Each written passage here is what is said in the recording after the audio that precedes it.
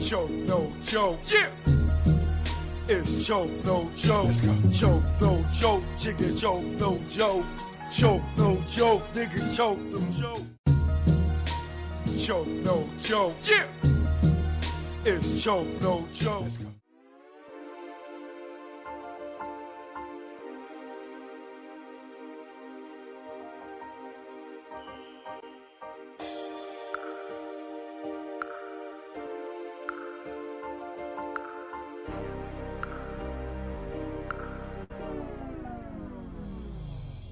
Supreme Bigger Figure, Big Cap, The Warden, The Club King. The DJ Johnny Walker Red. MC Frank Jigger, the celebrity's choice. Sean Brophy, sound engineer. Choke No Joke, legendary videographer. Sterling Cox, I was the head of security. Alpha Grenier. My name is V. Omega. Big G. Vim Rock from the legendary Naughty by Nature. Styles P the Ghost, LOX, D Block. Tech Smith and Wesson. LB Fan, Mr. Cheeks. The Cool, the DJ, the Red Alert. Kid Capri. The tunnel was a hip-hop nucleus. It was the epicenter. It was the domain, the temple. It was the Mecca. Nothing was that melting pot of hip-hop. They kept the paradigm going. It's almost like what Rucker did for street basketball. The tunnel was that of music industry. My Sunday ritual going to the tunnel was, I'm telling you, your ass better be there. You just pretty much did push-ups. We had to drink a couple bottles of Hennessy, go get smoked. Leave the jewelry and watches at home. Before you even get to the tunnel, you gotta get on the block. You started from 11th Avenue, and when you got to that door, the search procedures was no other. First time I ever heard of take your shoes off, open your mouth was in the tunnel. It was damn near everything but a full cavity search. Security at the tunnel was no joke. The beatdowns did happen. Some of them, if you had that chain out, that shit was leaving with one of them niggas. We had a handful of cats. When we were taking you out, they were digging in your pockets. The code check at the tunnel was crazy because you didn't know if you was gonna get your shit back. Sometimes the bloops happen where you might not get your coat. A lot of boys wanted to get their girls some fur coats, you know, so I mean, it was free.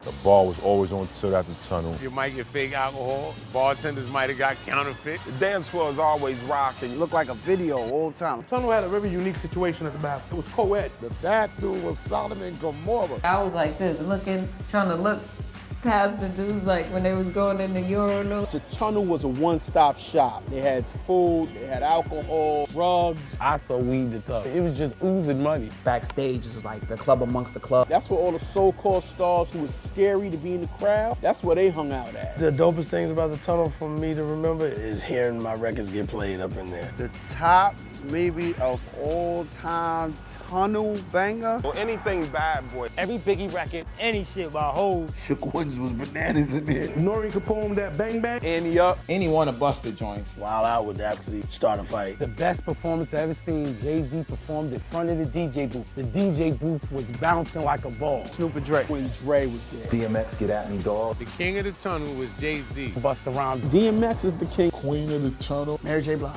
Foxy and Lil' Kim. Eve. King of the tunnel record label-wise was Def Jam. Bad Boy. The best DJ at the tunnel was Flex. Big Cap, all day. Flex used to break off the records, but he used to try to bully Cap, like, don't spin this, because when I get here, I want to spin it. No, nigga, fuck wrong with you? What the tunnel did for artists, it solidified their street music. That gave us a platform, set up Rough Riders, Rockefeller, Bad Boy, slew of other artists. The closing of the tunnel, it was kind of sad because that was a big piece of hip-hop. So losing the tunnel was like a little kid losing Disney. A famous mosque closing down. I think when the tunnel closed, it was necessary. Niggas was coming to miss me. When you hear people of the late 70s talked about Studio 54, the tunnel was the Studio 54 of hip-hop.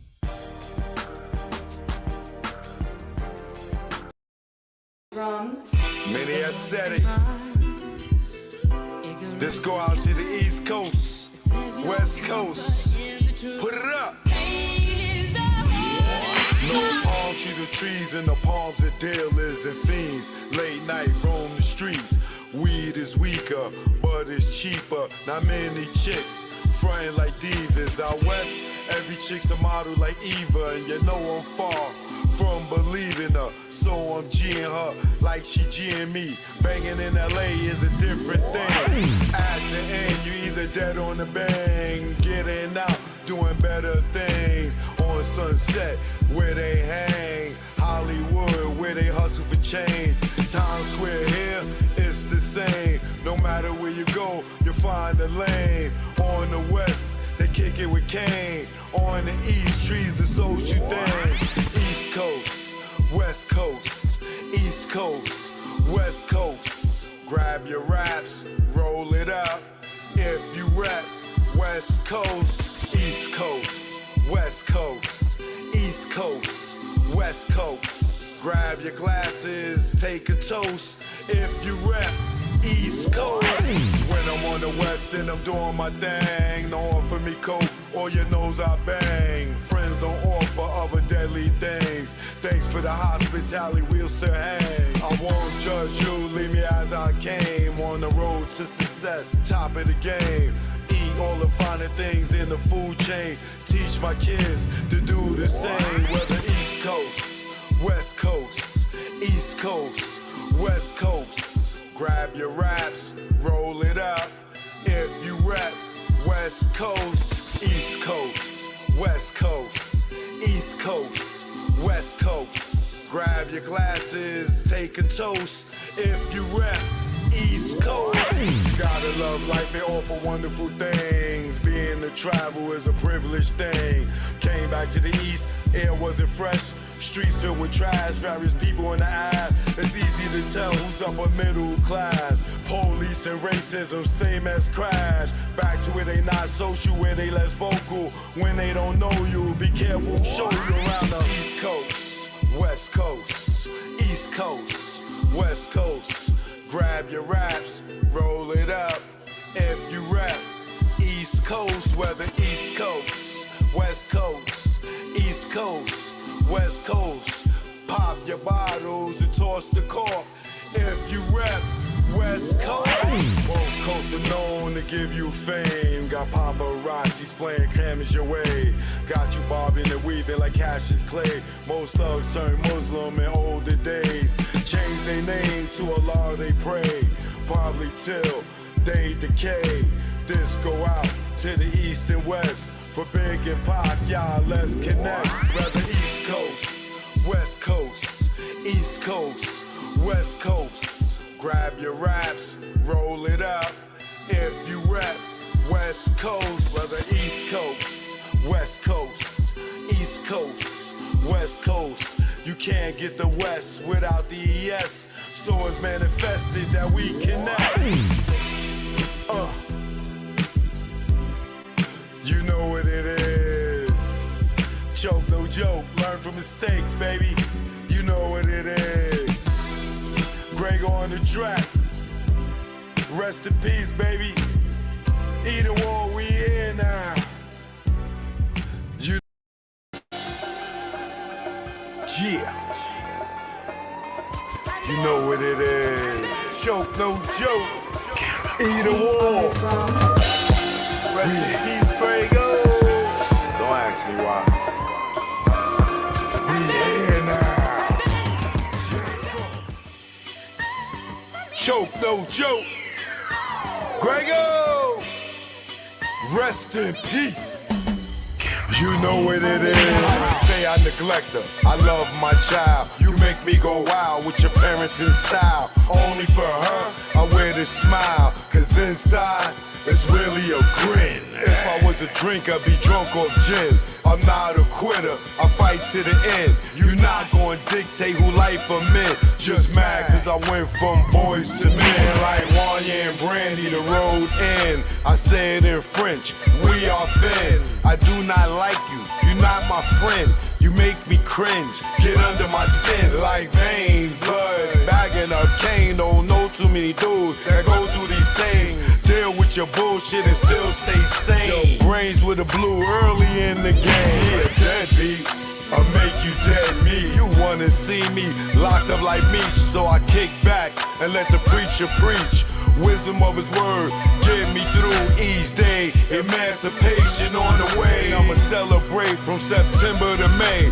Till the casket close, we go our way. I just pray she love me one day. Happy Father's Day, I love my child. Happy Father's Day, I love my child. Happy Father's Day, I love my child. Happy Father's Day, I love my child. Happy Father's Day, I love my child. Happy Father's Day, I love my child. Happy Father's Day, I love my child. Happy Father's Day, I love my child. Now, you the worst type of chick, bottom of the pile. Tell him it's his, and know that it's mine.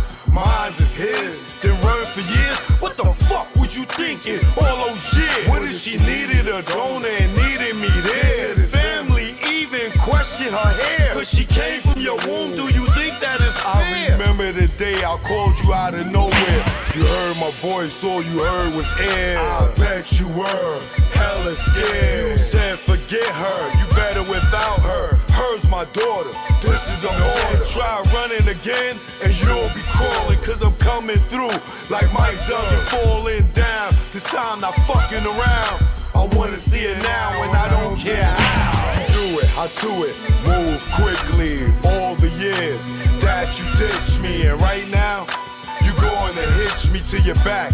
Take me where she's at, and don't worry, it won't be no clapping. These are the years of me rapping, producing, directing. For you it'd be hectic. I love my child and I don't regret. Happy Father's Day. I love my child. Happy Father's Day. I love my child. Happy Father's Day. I love my child. Happy Father's Day. I love my child. Happy Father's Day. I love my child. Happy Father's Day. I love my child. Happy Father's Day. I love my child. Happy Father's Day. I love my child. Take me to court, bitch. That shit don't hurt me. I've been to court for worse. Still survive. See, I know it's not about the money. You filed to hurt me. I'm not a deadbeat. When it's all good, you know it's all sweet.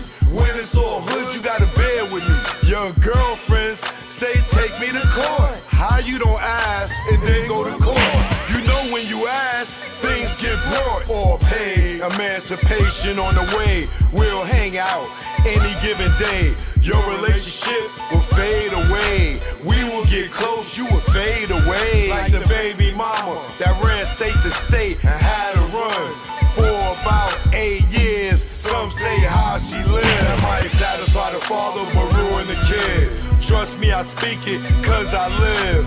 In another song that info give. That's info for who follow the kid. We went half on the baby. Chick, you played me. Kidnapped my babies and made them hate me. Y'all ladies don't know, y'all drive us crazy. Fellas, if you out there, you miss your baby. I love my child. Choke no joke. This go out to all the fathers out there that miss their babies. They took our babies from us over money, child support. Now they don't even know us. This go out to you. Choke no joke, Chicky choke no joke. Choke no joke, Chicky choke no joke.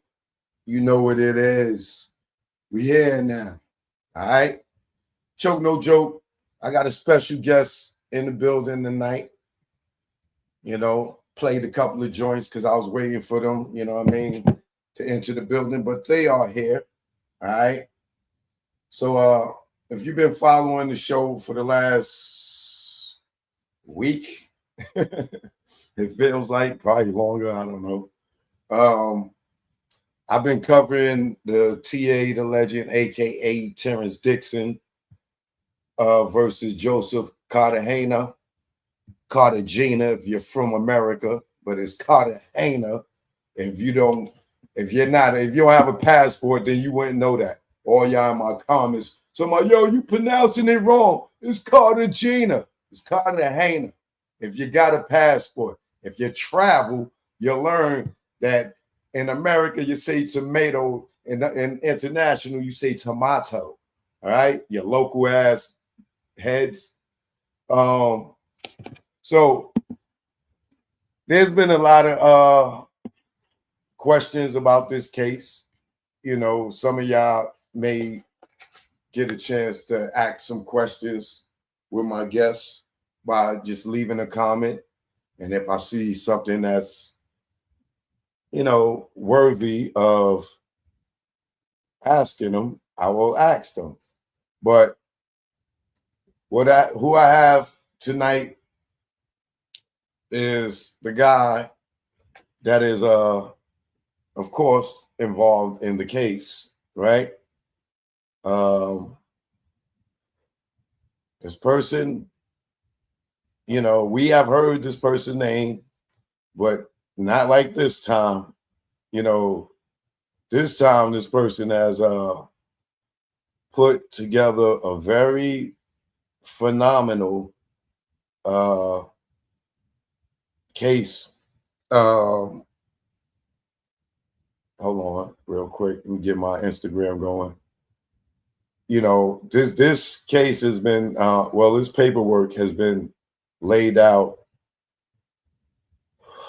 in great detail, greatly put together. Thank God it ain't me.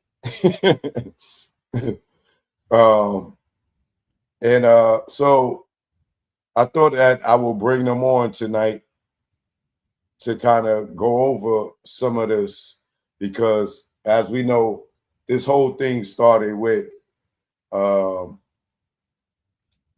Terrence Dixon, you know, trying to get what he felt was rightfully his, being compensated for working with Fat Joe and the Terror Squad over the years. And, you know, him and Joe was having little words on social media. Then TA started doing interviews, and I've seen quite a few YouTubers take his interviews down, or for whatever reason, I don't know if they got intimidated. But you know, there was interviews that he had that got taken down. There was interviews that I've done with him. I've just maybe about 2 or 3 interviews with him. You seen him on here by himself. You seen him on here with Cuban Link. Shout out to Cuban Link. Then, you know, the whole thing with Lord Jamar and everything. So people, I would say Fat Joe was trying to silence him, I would say. And because like I said, people was taking down his interviews. And you know, I'm one of the people that interviewed him. And then next thing you know, I had to take down some of part of his interviews because of I didn't want to be sued. So what happened was he TA, you know, was speaking his truth, and then he gets hit with a defamation lawsuit by Fat Joe. So this thing took place in the court of law by Fat Joe drawing first blood by suing him for defamation. And I guess he felt TA was broke, and that was his way of getting him. Probably didn't think he could lawyer up. And then TA lawyered up. And when he lawyered up, he brought in Tyrone Blackburn, my guest tonight. Hey, Joe, how are you? I'm good. How you doing, brother?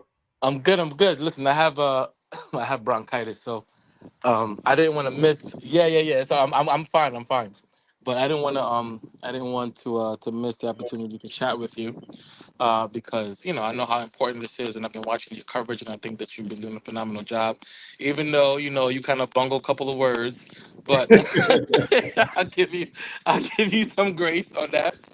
Yeah, please. I thank you, man. I'm like, bro, I dropped out of high school. I got my GED in jail. You know what Listen, I'm you do better than most lawyers, so don't worry. You gotta explain. saying? Right.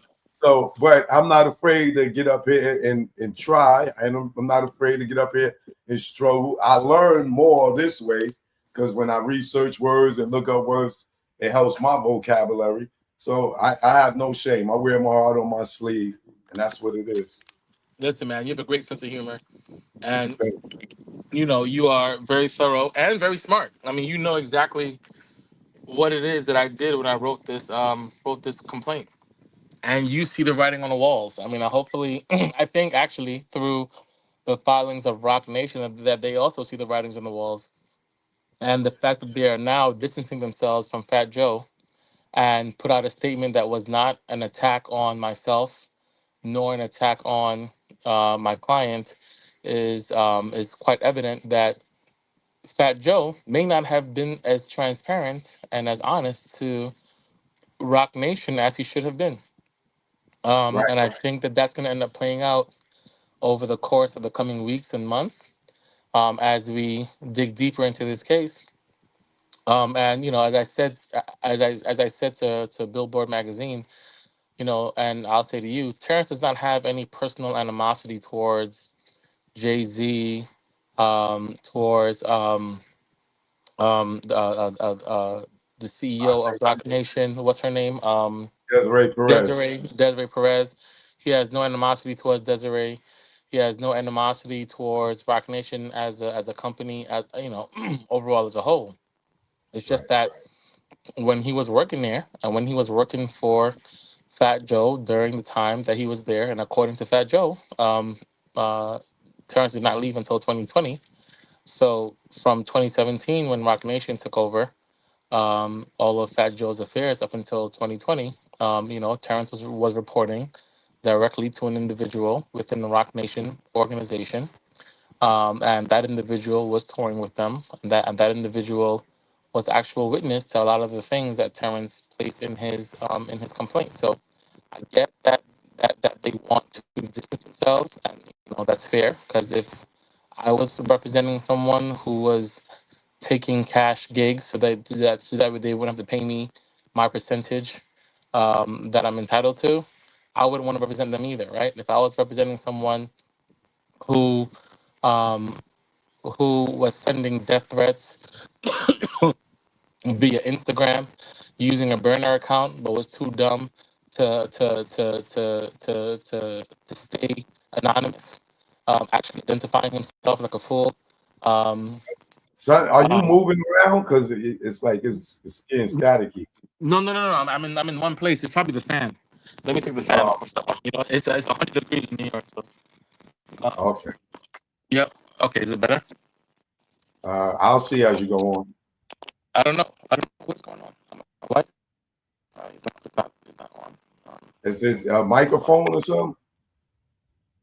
Headset? It's fine. No headset. Let me see. Maybe I should try my laptop. Let me try my laptop. I'm on my phone, but I don't know why it's not. Why it's doing problems. Let me try to.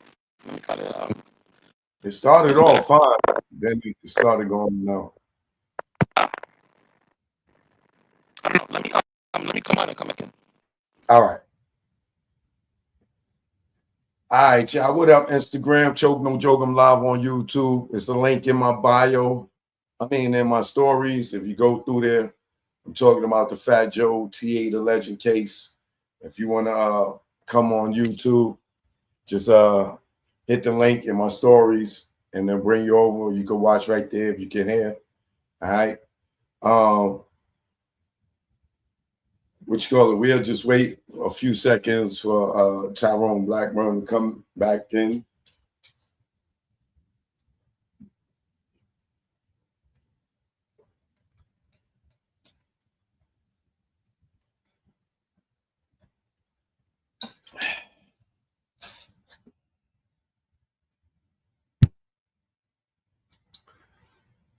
If I see y'all in here talking goofy, I'm knocking y'all out. I'm knocking y'all out. Okay? Better? No? All right, try. Yeah, try. I don't know. Try.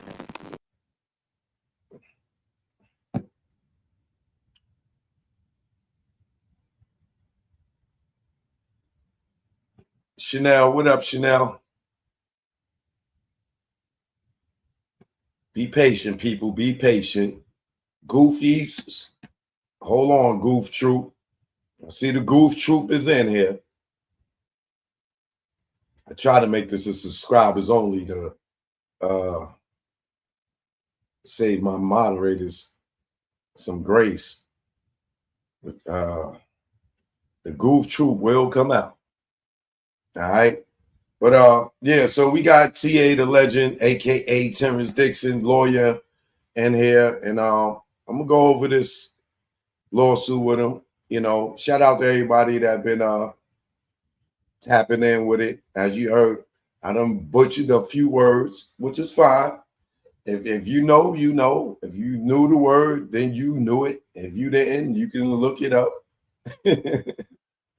But I'm going to keep until I get it right, all right? Whether you like it or not. Shout out to Kareem Smiggity in the building. The Jenny is here. Courtney O, Mary, what up? Tasha Rain is here. Jesse Vargas here. Cuban Link just stepped in the building with his popcorn.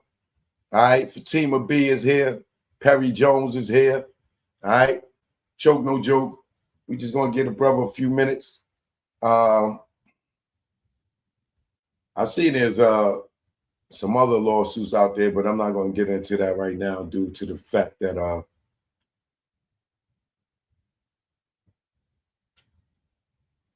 we don't want to be talking about that company in regards to nobody else doing right now. So I'm gonna leave that alone.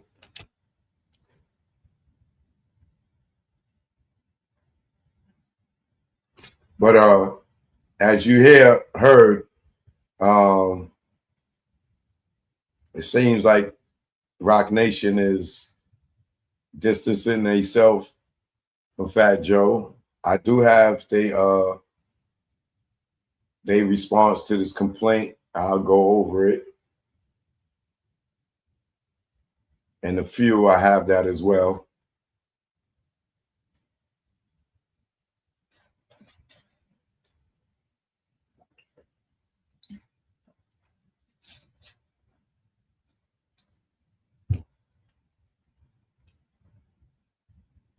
Shout out to Cuban Link in the building.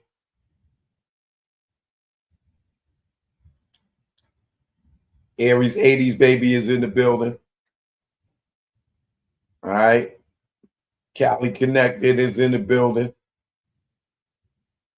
Anon is in the building. True Magic is here. Christina's here. Uprise is here.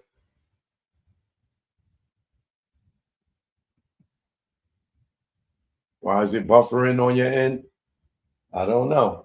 It ain't buffering on my end. We live and clear over here. Got the hookup is here. Brian is here. Kev Jones is in the building. Willie just stepped in. Ramona, thanks for the love. Appreciate the support.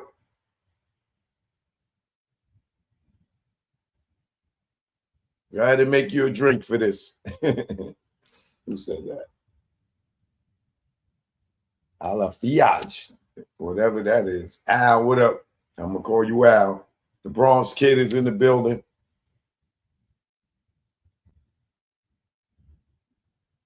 All right. I'm going to...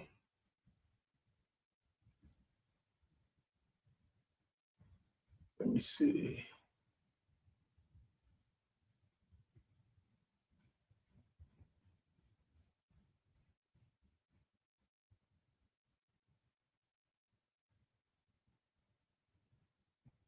Oh, here we go. Is it better? There we go. All right, thank God. Yeah. I had to pull out an old dusty laptop. All right, it works. All right, so I think I was saying that that TA doesn't really have any issues with Rock Nation or anything like that. But I do think that it was very important for them to distance themselves from him as best as they could. But I don't think it's going to actually work based on the way in which the business was set up, right? And the fact of the matter is, there was actual Rock Nation employees who TA reported to when they went on tours, whether it be nationally or internationally, from 2017 till 2020, when he was still working for him. There were Rock Nation employees still present that he had direct contact with and that he had to report to, who was actually distributing payments and everything as well, right? And from what I understand, they also have the same accountant, or they also have the same accounting firm. So, to deny knowledge of how Fat Joe paid his taxes or didn't pay his taxes, or how he set up his employment records internally, or didn't, it's a little hard for them to say that with a straight face, I should say, right? You know, your people are all intertwined, right? There's really no separation between church and state. So, you know, and from what I understand, they took over everything. So you can't, on the one hand, take over the entire running of his business, and having his people report to your people, and then on the other hand, try to say I have nothing to do with this. You know, all the crimes, they didn't say crimes, but you know, all the things that's listed in that complaint has nothing to do with us, and it's all Fat Joe, right? Right. Yeah. So this started off with a defamation lawsuit. Fat Joe sent DA a defamation lawsuit. Actually, hold on, I have to correct the record.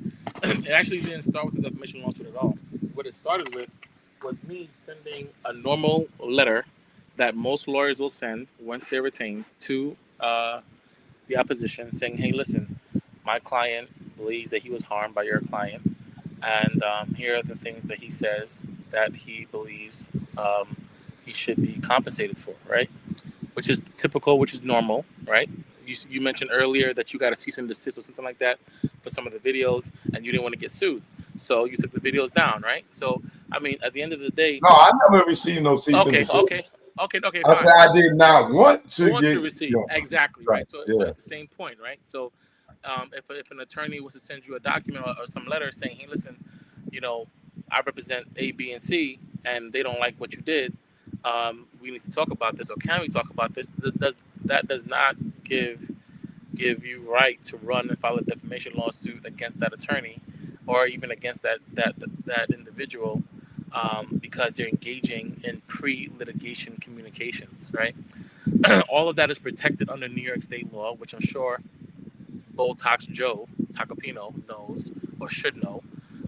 The Second Circuit Court of Appeals have decisions on that, as well as the New York State appellate courts have all decided that there is privilege and protections for counsel, which is me, and litigants to engage in pre-suit communications, right? But this is some tactic that I think a lot of defense firms are starting to pull now. I see them doing it with Busby and some other lawyers. What's her name? Diddy did it against Ariel Mitchell, kid, which is to Gloria Allred was just recently sued by Joe Sherman. It's like, you know, you file a lawsuit alleging certain things, or you threaten to file a lawsuit, and then these idiot lawyers run and file a baseless defamation suit, hoping that they can bully or intimidate the would-be plaintiff out of coming forward with their lawsuit, right? But it doesn't work because these cases get tossed left and right. And the lawsuit that Fat Joe filed against Terrence is going to get tossed because the case law completely supports us. They filed 2 complaints. First one, and then they filed the amended. And both of the complaints are poorly written. And they don't even cite a viable claim for defamation, and it will be dismissed. They amended the complaint. Fat Joe is a public figure. He's a known superstar. Everybody knows who he is. But he's filing a defamation lawsuit as if he's some quiet citizen who no one knows. You can't do that. You have to file it with heightened pleadings, meaning that you have to state with particularity that what TA did was malicious, that TA knew that he was writing something that was fraudulent, and he knew that he was lying. Well, as you can tell from the 157 pages that we filed, ain't nothing he said was a lie. And in fact, breaking news, I was recently contacted by another person who was 14 that she alleges when she was when Fat Joe started messing with her. Okay, so but technically I am right because TA didn't file nothing in court first. He did. Right? No, he did not. So Fat Joe definitely drew first blood in the court of law. He definitely did. Fat Joe drew first blood in a court of law. It was not wise. I don't know if he thought that because Joe Tacopino, caught lightning in a bottle with what's his face, A$AP Rocky, that he was going to be able to pull a miracle with him as well. But he's not Fat Joe is no ASAP Rocky. Okay, so you know, apples and oranges, and it's gonna be very very difficult for him to get away from or even explain one, much less 24 of the predicated acts that we listed in the complaint, and we have a whole lot more that we did not say. There is a lot more that we did not say, and if I was to really put out everything that I have against Fat Joe, that complaint would be 200 pages. Let me ask you real quick. Now, you just said there's a 14-year-old that came forth. Now, is she alleging that she had relations with Fat Joe? Well, I'm not going to say in detail exactly what she said yet because I don't want to put out her story, but we are going to go to law enforcement because I'm going to bring her to law enforcement like I'm going to bring the others. Because, you know, for me, it's about getting civil remedies and making TA whole. But it's also about getting a monster off of the streets. And I think that Fat Joe is definitely a monster. I think that he is Sean Combs minus the Tusi. And I think that he needs to be dealt with and handled in the right way. And there's no amount of fake police reports or fake complaints to the bar because Joe Tacopina filed a complaint against me with the bar. I got the letter today from the State Bar of New York that he filed a complaint saying that I'm trying to extort his client, which is BS. He contacted some of my clients as well. My other clients, Joe Tacopino did, which I'm going to be filing a complaint against him for the bar because of that. But all these little dirty tricks and these little dirty tactics that they're pulling, it's not going to work. It's not going to take myself or TA off our course for getting financial payment from Joe for what he did to TA, stealing all of his intellectual property, having him work for less than minimum wage, having him travel and do all these different disgusting things as detailed in the complaint, and then thinking that he can just get away with it and not having any kind of recourse. And then I'm going to pursue with everything in me a criminal case against him. I'm going to every prosecutorial office that this world has, including international. I'm going to be sending letters, or actually I've sent already letters internationally to the attorney generals for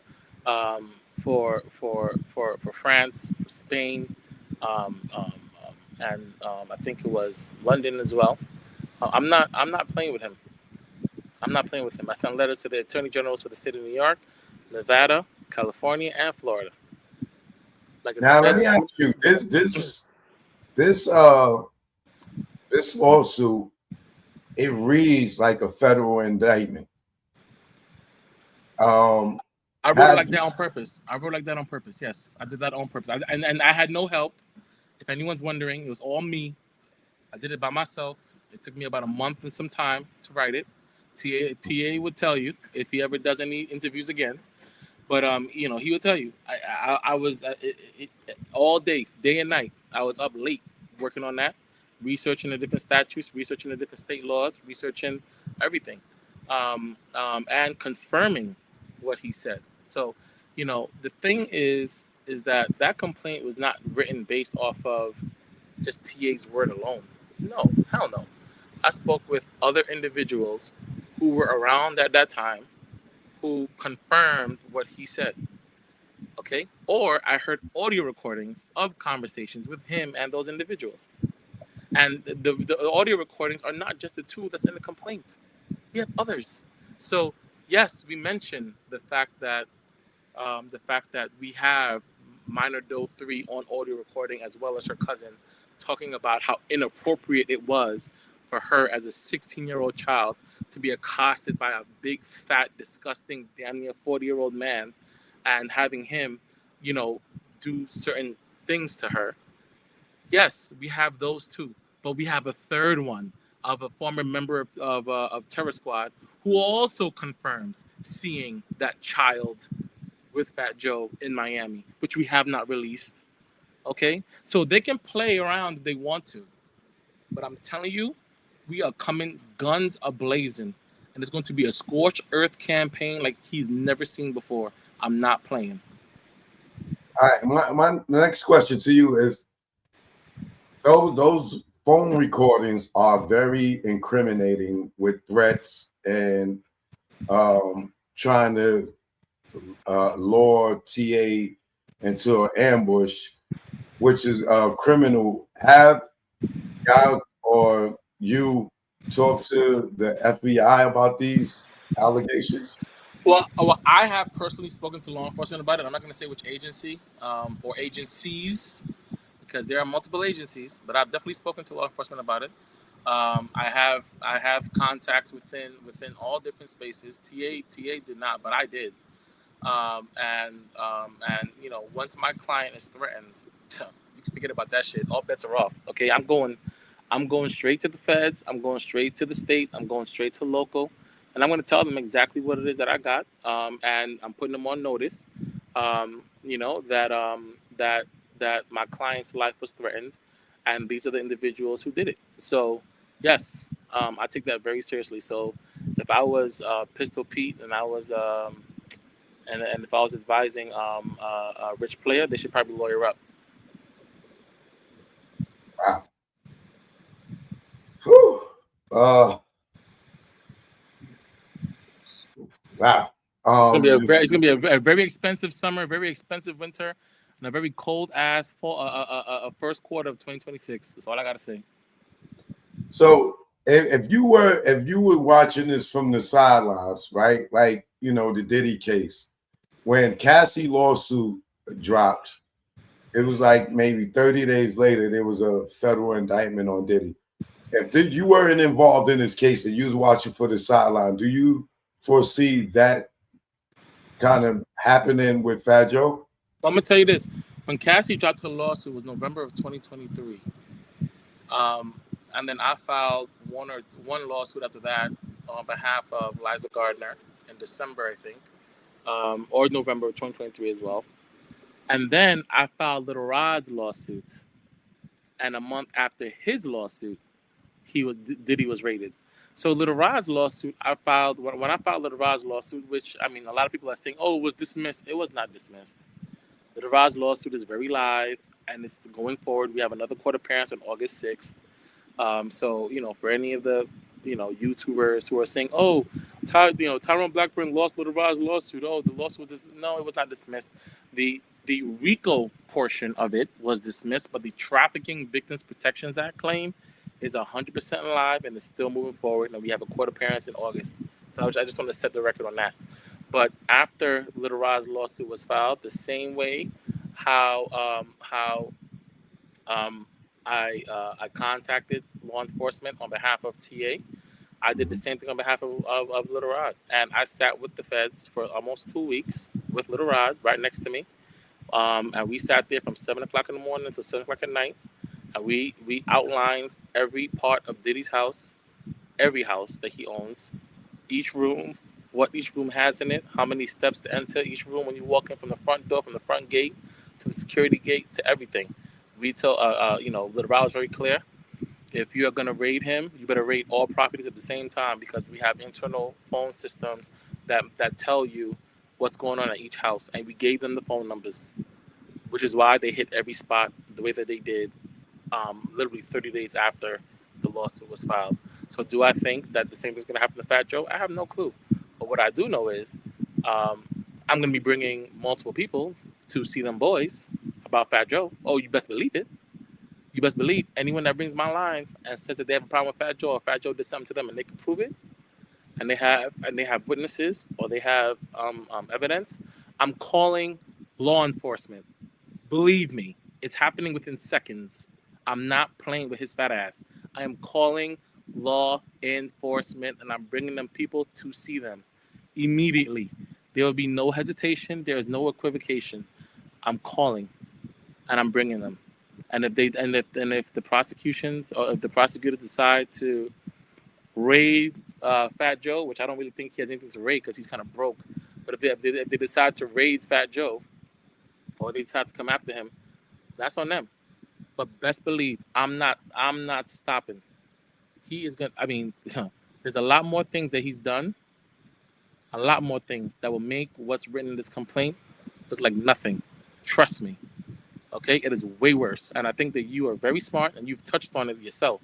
You know, some of those redacteds, you kind of figured out what the redacted is. Okay. And I may have mentioned or hinted at a couple, but there's way more than a couple. There's way more than a couple.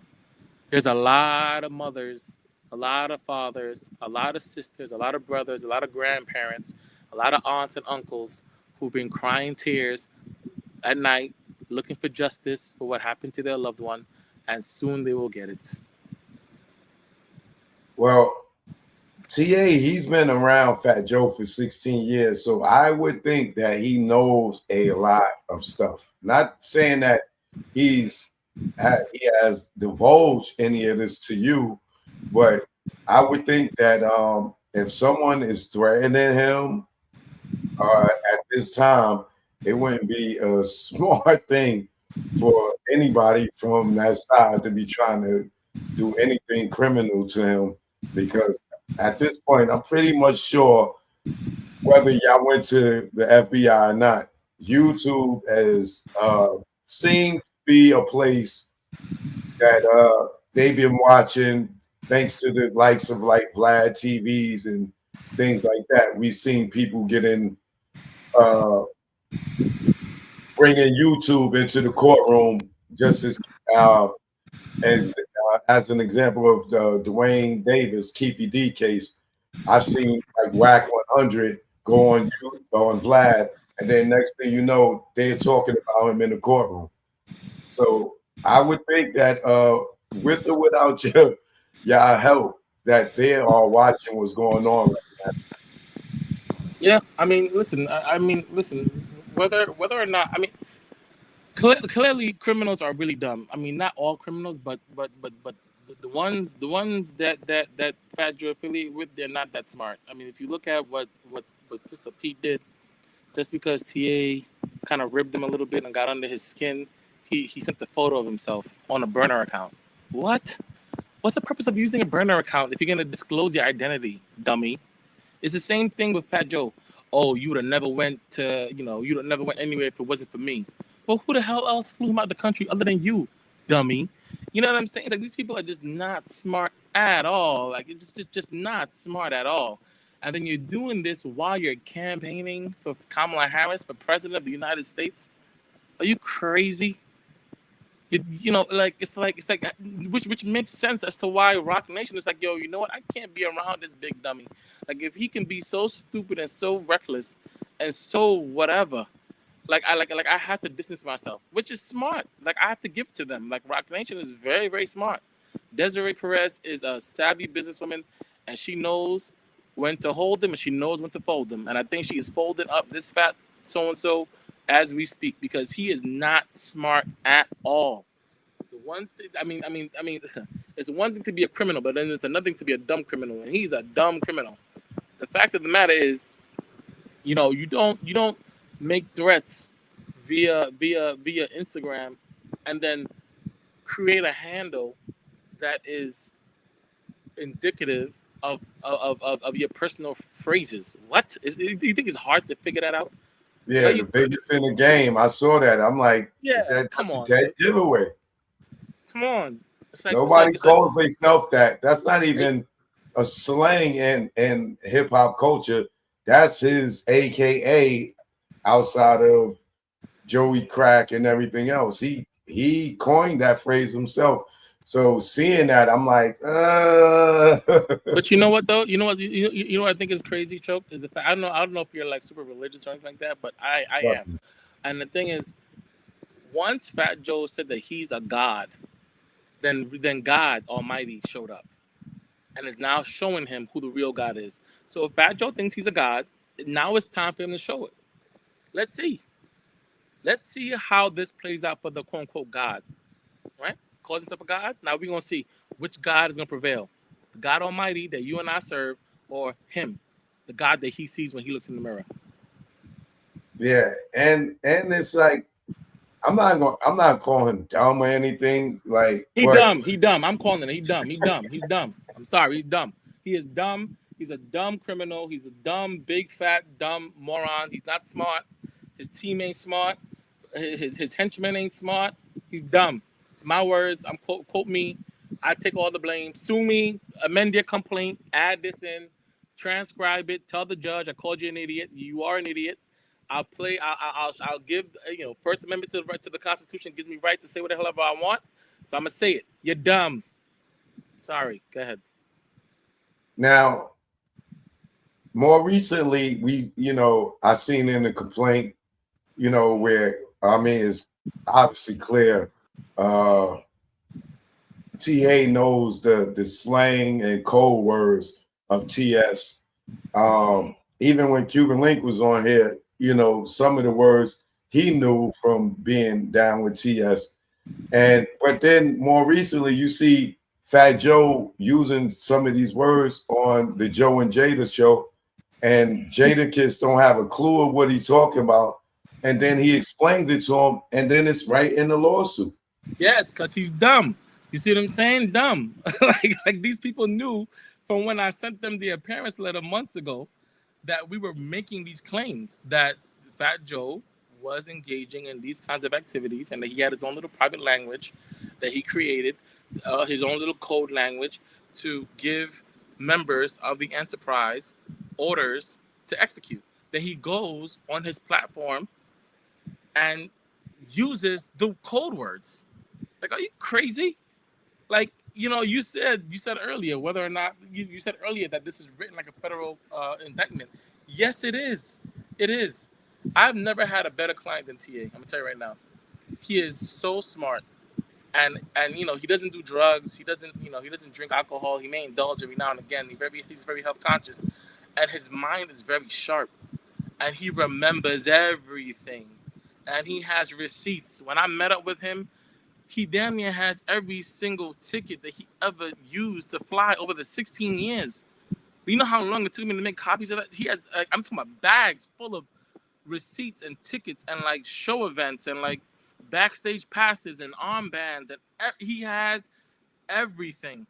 And what else he also has is love. Anyone that meets him loves him because he's a good person. So no matter if you are Terror Squad for life or however long or whatever it is, you meet TA, you know that he's a genuine dude, you know that he is a good dude, you know that he's a loyal dude, and automatically you have an affinity for him. So hence why Percy wasn't willing to do nothing against him. See what I'm saying? It's like because he's a good guy. He's not some jerk that's out here trying to jerk you around. So why I say he's the best client that I've had is because if he doesn't have it, he can make a phone call and within 2 minutes he'll get it. Because that much people love him. You understand? Like he is loved by a lot of people who do not like Fat Joe. Who Fat Joe has I've interviewed him several times, and I even walked through the Bronx with him in his neighborhood and sat in barbershops with him. And like you say, there's a lot of love for him in the neighborhood, from solid OGs to just the old lady walking down the street. He's definitely the type of person that I don't even think he would have went this far if with his loyalty to Joe if he wasn't being threatened. Yeah, no, I agree. I mean, I think that it was something for him. It was pretty eye-opening to him to hear Pistol Pete literally try to set him up, try to line him up.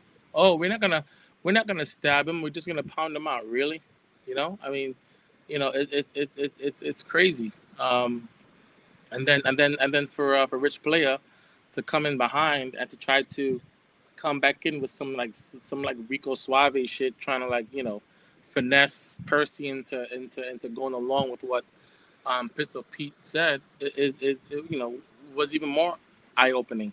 It's just like you guys want this man dead because he's talking the truth about what you did to him and how you treated him, and all you had to do was to play fair and to pay him for the work that he did. That's it. Nobody works for free. Right. And you know, for myself, I'm not dry snitching on because I already said it. There's a guy named Eugene Dale, that went on YouTube at least 2 to 3 times, and because I talked about Fat Joe, because Fat Joe, he came at me for a minute because he was defending Jay-Z, you know, some all these bum ass old Rockefeller dudes, whatever. And so I went at him, was calling him Sloppy Joe. He spun it and got an endorsement with White Castle to do a Sloppy Joe sandwich. But then Gene Deal, he started going on YouTube talking about, yeah, the Terror Squad dudes is looking for you. The Terror Squad dudes, they got a bag on your head, da da da. Now, for me, I didn't go to the police, right? And I probably wouldn't, right? And so I had reached out to a family member of mine that is cool with Joe, and I had to talk to him. And even Pistol Pete went to one of my Spanish friends and asked about me, and he offered to bring Pistol Pete to me, which he didn't. He said, nah, it's okay, cool. So the threats, you know, that they make, once again, I ain't calling them stupid, but you know, they publicly do this. And when Gene came and was like, and this is on YouTube several times, that I'm running from the Terror Squad ever, I had my cousin contact Joe personally and resolve whatever it was before it got out of hand. But they not very sharp when it comes to the public threats. No, I mean, of course they're not. I mean, the thing is, listen, I've had threats too, but listen, I tell. So I'm not playing these games. Like, you could say whatever you want, call me what you want. You call me, I call the feds. That's just what it is.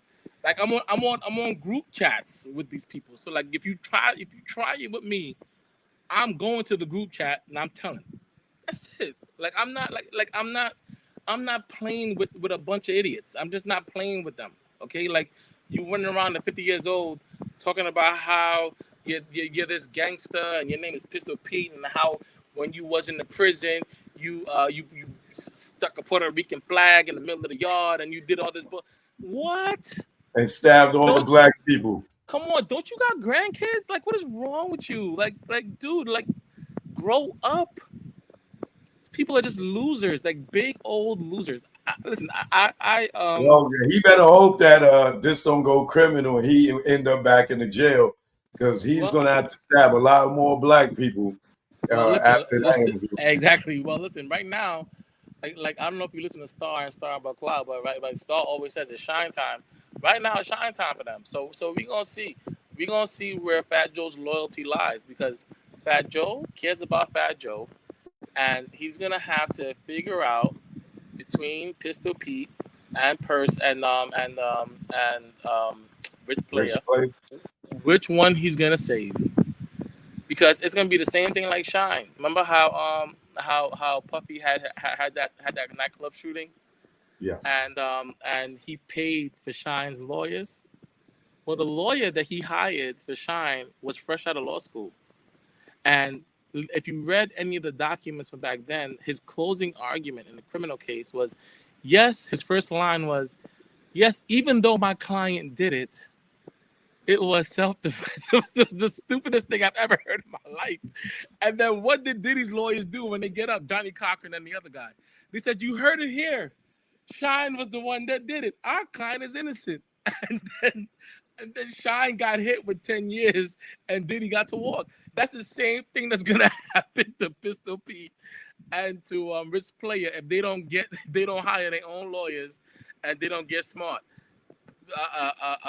Joe Tacopina, if he is gonna be continuing to represent Fat Joe, whenever and if ever there is a criminal case behind this, Joe Tacopina is not going to be representing the interests of Pistol Pete and Rich Player, and he's going to advise Fat Joe to turn on them and to say that they were acting independent of him and that he knew nothing about the phone recordings, and he knew nothing about them trying to lure TA to a location to pound him out, and that he's an altar boy and he would never do such a thing, and he doesn't believe in violence, and you know, all these different things that they're gonna come up with to try to paint him as some light and fluffy kind of dude. Well, me personally, I think that I don't know about Rich Player, but I think that Pistol Pete still has that dumb street loyalty that he will fall on the sword for Joe any goddamn way. Okay, well, let him do that then. How old is he? What, 55? All right, well, you know, I mean, how many years do you get? I mean, and he's a former felon too, so it's kind of just like, you know, repeat offender. You got to add all that to it. What, 20 years maybe? So, And okay. according, he's going to destroy himself with his own interviews with his character. Oh yeah. Yeah. His interviews are very damaging. Oh yeah. I mean, he brags about being a criminal. He brags about assaulting people. He brags about stabbing people up. You know, cafe ketchup. You know what I'm saying? Like, you know, I didn't want to disclose who the individuals were, who the survivor or victim is. You know, I mean, but we know all that. We have the information. So again, there's a lot to be revealed that has not been revealed yet. You know, this is gonna be fun. You know, I'm really enjoying Joe Tacopina spinning on his heels, trying to find a way to come at me.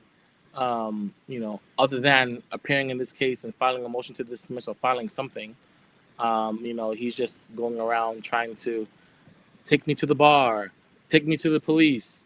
You know, all the different things other than answering or coming up with a defense to the 24 predicated acts identified in this complaint, as well as the 5 additional pages of predicated acts, which, you know, are all redacted for now, but we will disclose if they push us to do so. Now, how does what happened to Cuban Link in the past play in your favor? I mean, I think that's a clear predicated act. I mean, Cuban Link never came out himself and filed suit, even though I think he should. And I think when the statute of limitations be up on that? Well, I don't know. I'm not advising him, but what I would say is this: if Cuban Link did not know at the time definitively who sliced him in the face or who put the order out to slice him in the face, he knows now as of Juneteenth, 2025. So according to New York State's date of discovery rule, the clock may have started on Juneteenth, 2025, and I think he may have 1 year to bring suit against Fat Joe and or the individual whom Fat Joe may have hired to slash him in the face. I'm just saying. Because if Fat Joe's running around telling his workers, you don't want to end up like Pistol Pete. You know, once you get cut from Cuban Links, sorry, yeah, you don't end up like Cuban Links, because once you get cut from Terror Squad, you get cut everywhere, right? So, you know, there it is. So my next question is, so if this goes. Where does this go? Do this go to a deposition to where now Fat Joe's going to have to sit down across from TA and the court of law if the judge takes this case and say, all right, you know, we're going to go through with this lawsuit. What happens next? Well, what happens next is that they're going to make an appearance in the case at some point. And they're going to probably file a motion to dismiss, which is going to fail.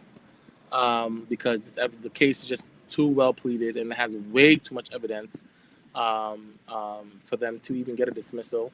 And once that happens, because we're in federal court, there's something called a Rule 26 hearing where we'll discuss people who will be deposed and all these other things, and then we'll exchange discovery. And then we will schedule a deposition of Fat Joe. And under the local rules, TA is allowed to sit in the deposition, and he's allowed to sit across from Fat Joe and stare at him dead in his fat face as Fat Joe sits there and answer questions that I have prepared. And it will be a recorded deposition. It will be on camera. and he'll have to sit there and he'll have to answer all these questions, and it's gonna be 7 hours, and I'm gonna use every minute of my 7 hours. Trust and believe. And if he gets up for a bathroom break, I'm gonna hit pause on the clock, and he'll bring his fat ass back, and he'll sit there and he'll have to listen. He'll have to answer every question that I have for him for those 7 hours, guaranteed. What makes this lawsuit stop, and it makes it go away as far as Fat Joe negotiating some type of payout for TA? Could that happen like in Cassie's situation? I mean, listen, this is a civil suit, so there's always a way for this matter to be resolved civilly. And we're in the Southern District of New York. They have a I think the SDNY. I'm not sure. It's either the SDNY or the Eastern District, but I believe the Southern District has a mandatory mediation program. So at some point, this is going to be sent to mediation, and the parties are going to have to try to mediate through some of the claims and the issues in this case. But this is not the only lawsuit that TA is going to have against Fat Joe. I'm actually in the process of preparing and drafting a lawsuit to go after the labels and everyone else who put their names to those albums that TA wrote, because he needs to be paid. Everybody and their mama. If you signed your name to the album and you say that you are deserved to be paid some credit on that album, and that you are a co-owner of the music that you did not write, but TA wrote it, all 3 albums plus the 3 songs that he was featured on and that he was never paid for. We're going to be filing a separate civil copyright law suit for that, which we'll be filing in the coming weeks, coming months. Right. Well, my next thing is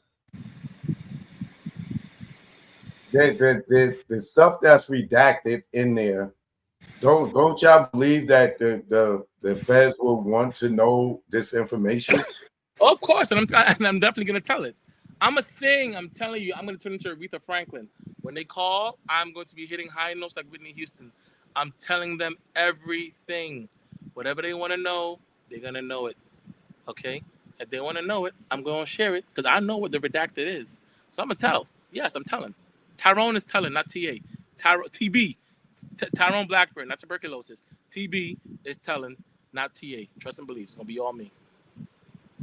Now, when you was putting this lawsuit together, and you was going over it with TA, like me reading it, there's times where it wasn't funny, but it was comical, like with Fat Joe allegedly smacking his butt while he was having intercourse. Like, what is when you going through this stuff, like, are you amazed? I mean, not amazed. I wouldn't use that word. In shock, definitely. Disgusted, right. Definitely. Like I think I don't know if you saw the part where TA had to bring him some doems, condoms, and there was 2 French girls, kneeling down behind him. I don't know if you got to that yet, but yeah, that was the most disturbing part because as TA described it, like Fat Joe was trying to encourage him to engage in whatever the French girls was engaging in, and like when the girls turned around, there was juice dripping from their chin, and like it made it made him gag, bro. I was sick when he told me that. I was like, that shit is gross. Just to think about it, it was so disgusting. But but I don't think you got to that part of the complaint yet. No, I did. I definitely did. I might have stopped right there. Like you gonna get there soon. That I think is probably more disturbing than him, smacking TA on his behind, even though that's equally as disgusting. But that what I just shared with you, that was a very much an eye opener. But yeah, no, I mean, listen, there's a lot that I didn't put in here. Trust me, there's a lot. Like TA and I, we listen. TA is very much. He's the kind of guy that every letter, every comma, every period has to be truthful. Period. Right? He's not. I mean, no embellishing, no nothing. He needs to tell the truth. Okay. If it didn't happen, it didn't happen. Right, and that's it. Right. So, I was asking him And about. I do believe him a lot of it, because what man would want to Embarrass divulge himself. that type of information and have that type of public embarrassment if it was a lie? I wouldn't have to. I wouldn't want to talk about it unless I really had to. Yeah, I mean, the thing is, I wasn't gonna put it in there. I mean, I said to him, I said, I think we have enough. I don't really think we need to add that. And he said no. He said it's true. It happened, and the truth has to come out. Like I'm not happy about it, but it is what it is. This is what he did. So, I have to commend him. I have to give it to him because he actually stood on business. He said, you know what? I'm gonna say what it is. And he told it, because at the end of the day, Fat Joe was recording a lot of this stuff anyway, right? So, if Fat Joe is dumb enough to disclose himself on a burner account, he might be dumb enough to leak a video that he has of TA and doing things. You know what I'm saying? So the guy is just not the sharpest at all. I doubt he's gonna do that at this point. I wouldn't think he would leak anything, because that would just further the criminal investigation on himself. So that would be really, really, really not smart. Yeah, I mean, listen, man. But again, I wouldn't put nothing past him. He created a burner account where he disclosed his own identity. I mean, I don't, I don't understand. I mean, what is the purpose? Might as well go to your regular account. Like, what's the purpose of you creating a burner account if you're gonna expose yourself on the burner account? I mean, that to me, when TA showed me that, I couldn't believe it. I was just like, no, he didn't do that. But he did. And not only did he do it, but Pistol Pete, dumb behind, did the same thing too, and he did even worse. Yeah, he sent the video in the DM. I'm like, bro, what are you doing? Yeah, like it's just, these guys are just really, really, really, really dumb, and they don't know anything about technology and all that other stuff, which is clear. But yeah, I mean, it is what it is. Well, when I was interviewing TA, some of the stuff, or some of the stories that he was saying, I was trying to deter him from not talking about it publicly, because some of it, it could be incriminating for himself, and he did not care to tell whatever it was. And well, the one thing is that TA definitely takes ownership for whatever he may have done, but he didn't do anything that was listed inside of that in that complaint. Right? He never was with any underage girls. He never forced any woman to sleep with them against their will. He never groped anyone. He never grabbed anyone by the vagina. He never trafficked anyone, flew anyone across state lines for the purposes of engaging in sex acts, which is a Mann Act violation, which is one of the criminal claims that the feds have filed against Sean Combs. He's never done any of those things. He didn't steal anyone's publishing. He didn't steal anyone's rights. He didn't force people to do work for him and then pay them 3 weeks later or 4 weeks later, or pay them a portion of what they were supposed to be paid. He didn't pocket anyone's money that was paid to him by promoters, and then pay them a fraction of what the promoter actually was, what the promoter actually paid out. He didn't do any of those things, but Fat Joe did, and TA is not the only person that Fat Joe has harmed. So, Fat Joe really has to sit down and meditate and really think about all the people that he's burned over his career, and how many of those people are now coming forward and providing TA with information, because it's a lot. And there's an allegation in there where there's a guy that allegedly is in Sing Sing for potentially something that he did not do. Like, now, how does that work if this goes criminal? Well, listen, there's a lot of Latin kings who aren't here anymore. And there are a lot of other individuals from the Bronx who are no longer here. And Fat Joe has a lot of explaining to do when it comes to that, right? The guy in Sing Sing, he may know something. He may, he may have something to sing about. If Fat Joe's not if Fat Joe's not taking care of him. But we'll see. We'll see. We'll see how that plans out. So yeah.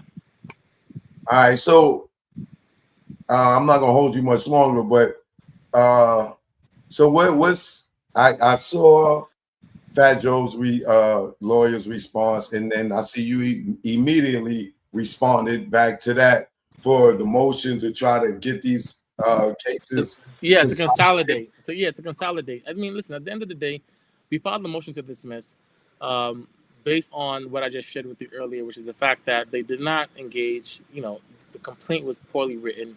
For someone who claims to be such a megastar of a lawyer, he should have done better. He should have done a way better job. He did not. I agree with you on that. Yeah, he did not plead actual malice. He focused on me like he wants me, like he's my fanboy or something. Like he wants me to give him a freaking autograph. He just focused the entire complaint on me. He needs to. The complaint should have been pleaded with heightened heightened information, right? You have to plead actual malice because this guy's a public figure. You have to say that TA knew that when he said X, Y, and Z online that he was lying, that he did it maliciously. He didn't say any of that in the complaint. Read the complaint again. It doesn't have any of that in there. So it's gonna get dismissed. So no, it's not appropriate for the cases to be merged or consolidated. They think that they're slick. They wanted me to bypass the motion to dismiss and to just file an answer with a bunch of denials and then a cross complaint. Hell no, not doing that. That complaint, that lawsuit is very different than the one that we filed. The one that we filed has nothing to do with that bullshit defamation claim that he tried to file. That is definitely not going to go anywhere. Cuban Link just put a message. He's in watching. He's saying he would like to talk to you. Let's go. I mean, listen, man. Let's talk. Cuban Links. Actually, what I learned from you, Choke, about and from TA about what happened to Cuban. TA wasn't the first person that told me that. I was actually working with a former client who has a lawsuit against Diddy, and she told me about Fat Joe and about the slashing of Cuban Links before I even met TA, and that was a whole entire year ago. Okay, and I never spoke to Cuban Links about it, but I been knew that Fat Joe set him up to get his face slashed before TA ever hit me up, and she also shared with me a lot of stuff about Fat Joe and about his liking of underage girls. So she's going to be one of our witnesses as well. So yeah, the list is just growing. There's a lot of people that have seen Fat Joe do things over the years that are going to come forward, and that has a lot to say about what happened. Okay, so since TA's lawsuit has dropped, have any male, females come forth, reached out to you with similar stories? Yes, I have one additional client, and I actually have another female who I'm going to be bringing to those people real soon. Just got to figure out a date and time. Wow. Her and her cousin, actually. Well, I ain't gonna ask that. But so these two women they are alleging that they had some type of relationship with Fat Joe that was inappropriate. One, yes, the other's a witness. And they were both below the age of consent. Wow. I'm not playing with his fat ass. I'm telling you, I'm coming for him, and I'm not gonna stop. They should have never played this dirty game. And then they had Erica Maria, or whatever that dumb broad name is from Florida, this fake ass lawyer. She was not even licensed at the time that she reached out to me. She could not even communicate with me. She was not a licensed attorney, but she appeared and presented herself as if she was. Erica Morera, whatever her damn name is. Okay. So with her doing that, is that well, I'm sure it's illegal, but It is. You what kind cannot of crime practice is law. that? You cannot practice law without a license, and she did, and she was. She was not eligible, as you can see in the complaint, non-eligible to practice law. Now I checked, and she ran and she fixed it, but at the time she wasn't eligible to practice law. But she contacted me anyway, and I think she may have recorded our conversations, which is a crime in the state of Florida, and I'm going to sue her ass if I find out that she did. Trust me, I got my lawyer ready. So it's on. It's on. It is up and stuck for these motherfuckers. I'm sorry for cussing, but it's up and stuck for them. I'm telling you, I'm not gonna stop.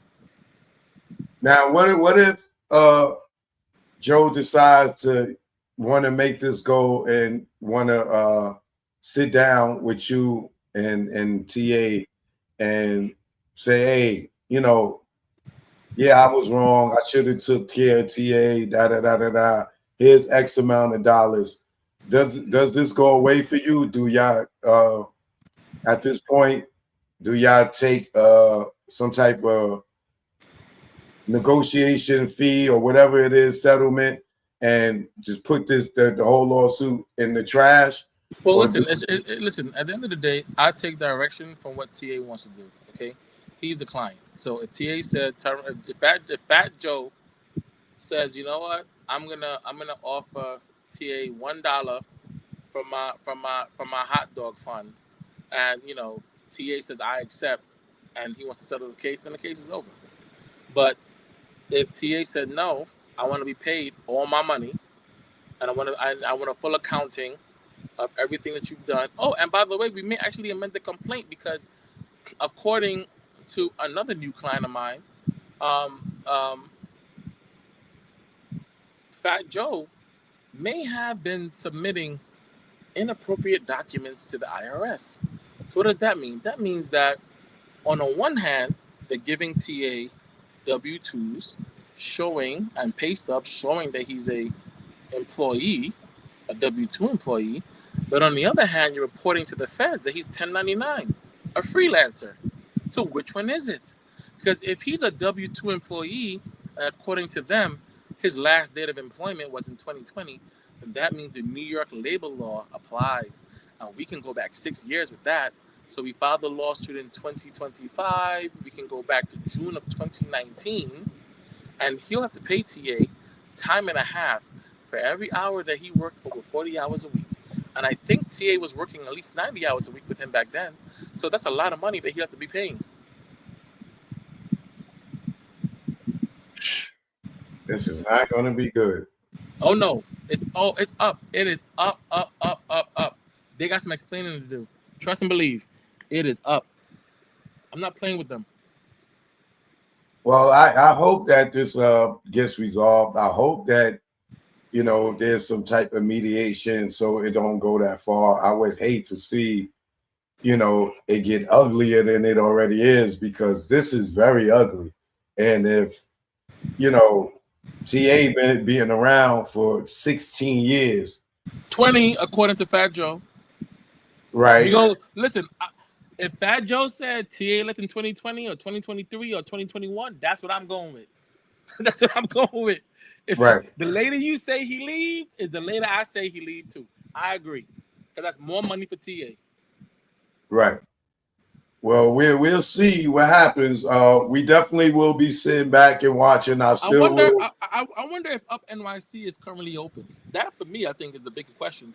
Because if Fat Joe is showing up at Up NYC and receiving bags of cash, allegedly, for $200,000 on 1 month, and the following month for $600,000, I wonder if the state of New York is looking at that, or the feds are looking at that, because that seems like some sort of laundering to me. $800,000 in the matter of 60 days. You got people at Up NYC who are managers, and they went from driving a mediocre Mercedes-Benz to a G-Wagon. I wish I could work in a retail store. I used to work at Abercrombie and Fitch back in the day. Shit, I ain't make no G-Wagon money. What about the other employees at Up NYC who are all driving fancy vehicles, and they're working retail. I'm sure a lot of people in your chat would love to get a job at Upper NYC if Upper NYC is paying the kind of bread that would afford them the ability to buy a damn G-Wagon. They better stop playing.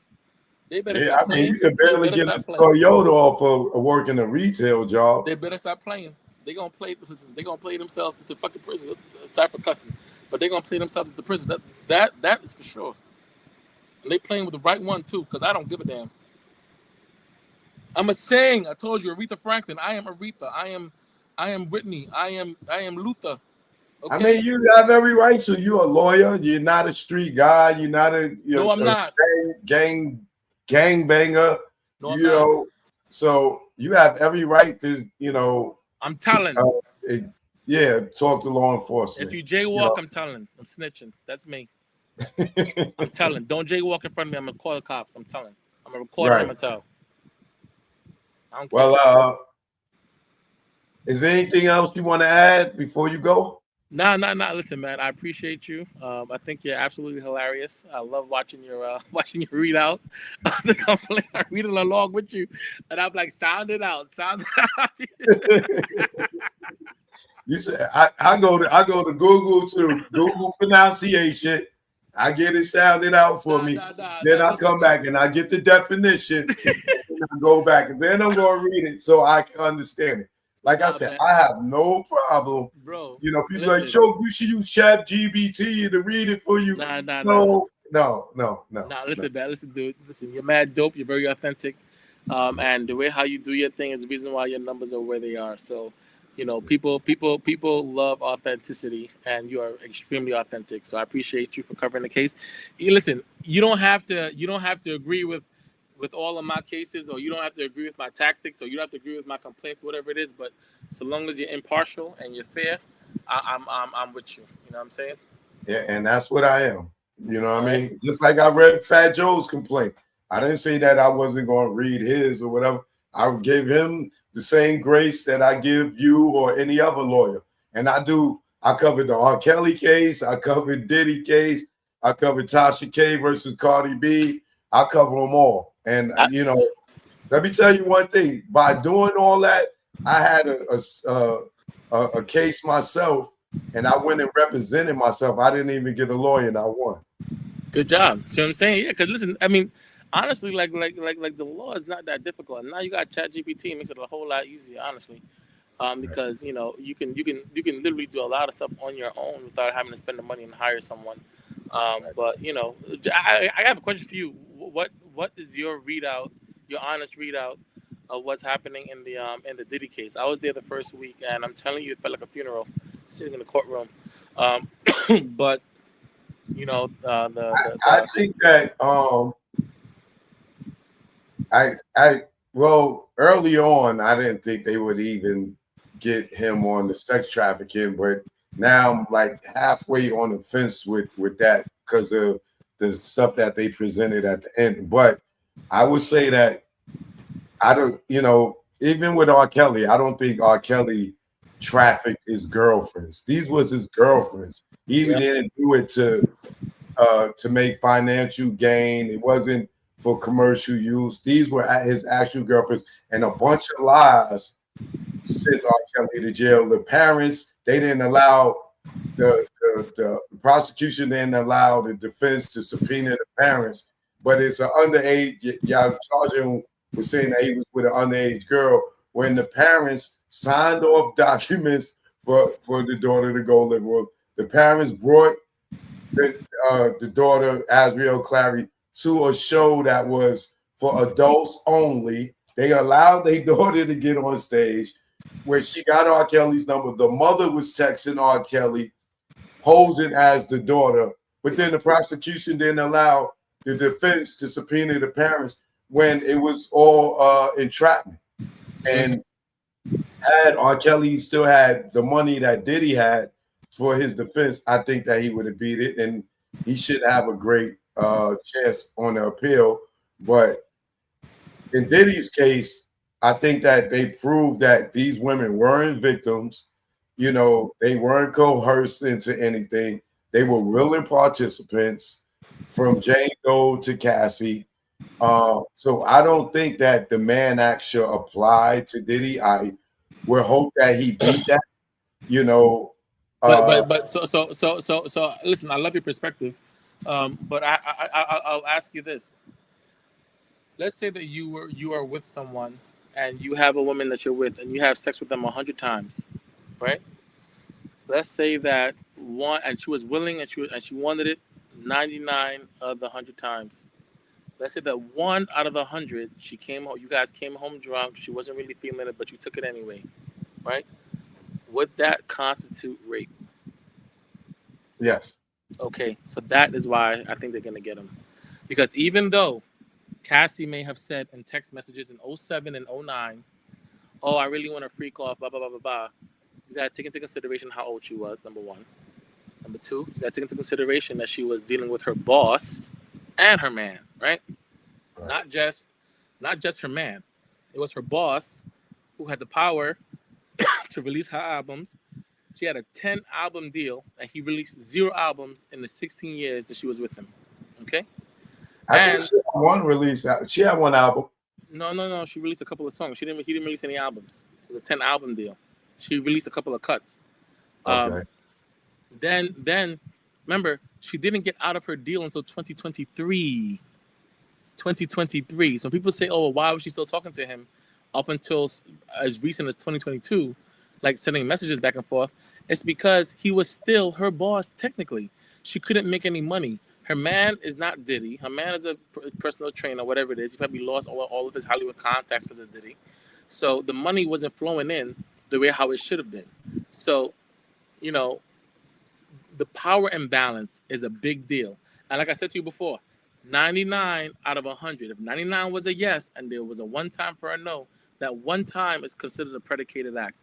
Same thing for Jane Doe. Even if she signed a contract, even if the contract was for 10 grand a month, even if the contract said that you gotta, give me whatever whenever I need it, okay? If the one time she says, "I don't want to do that, I want you to just treat me and I want it to just be me and you, blah blah blah blah blah," and then you say, "Okay, fine," you flew her out to another state for her birthday, and under the guise that it was to be a one-on-one between you and her, because she expressed to you very clearly that she didn't want to do a freak off and that she just wanted to be with you. But then when she got there, a prostitute pops up. See what I'm saying? Like, Right. that's Right. coercion, She could right? be lying too, though. Like She everything. could be. that you're saying- Listen. She could be lying. I'm not saying she is or she isn't. All I'm Right. saying to you is this, right? I don't want you to miss the forest for the trees, right? Yes, on the face, because I was a juror before, so I sat on a couple of juries, so I know what they think of what they talk and how they think behind the scenes. Right. On the face, it might not look like these women are victims.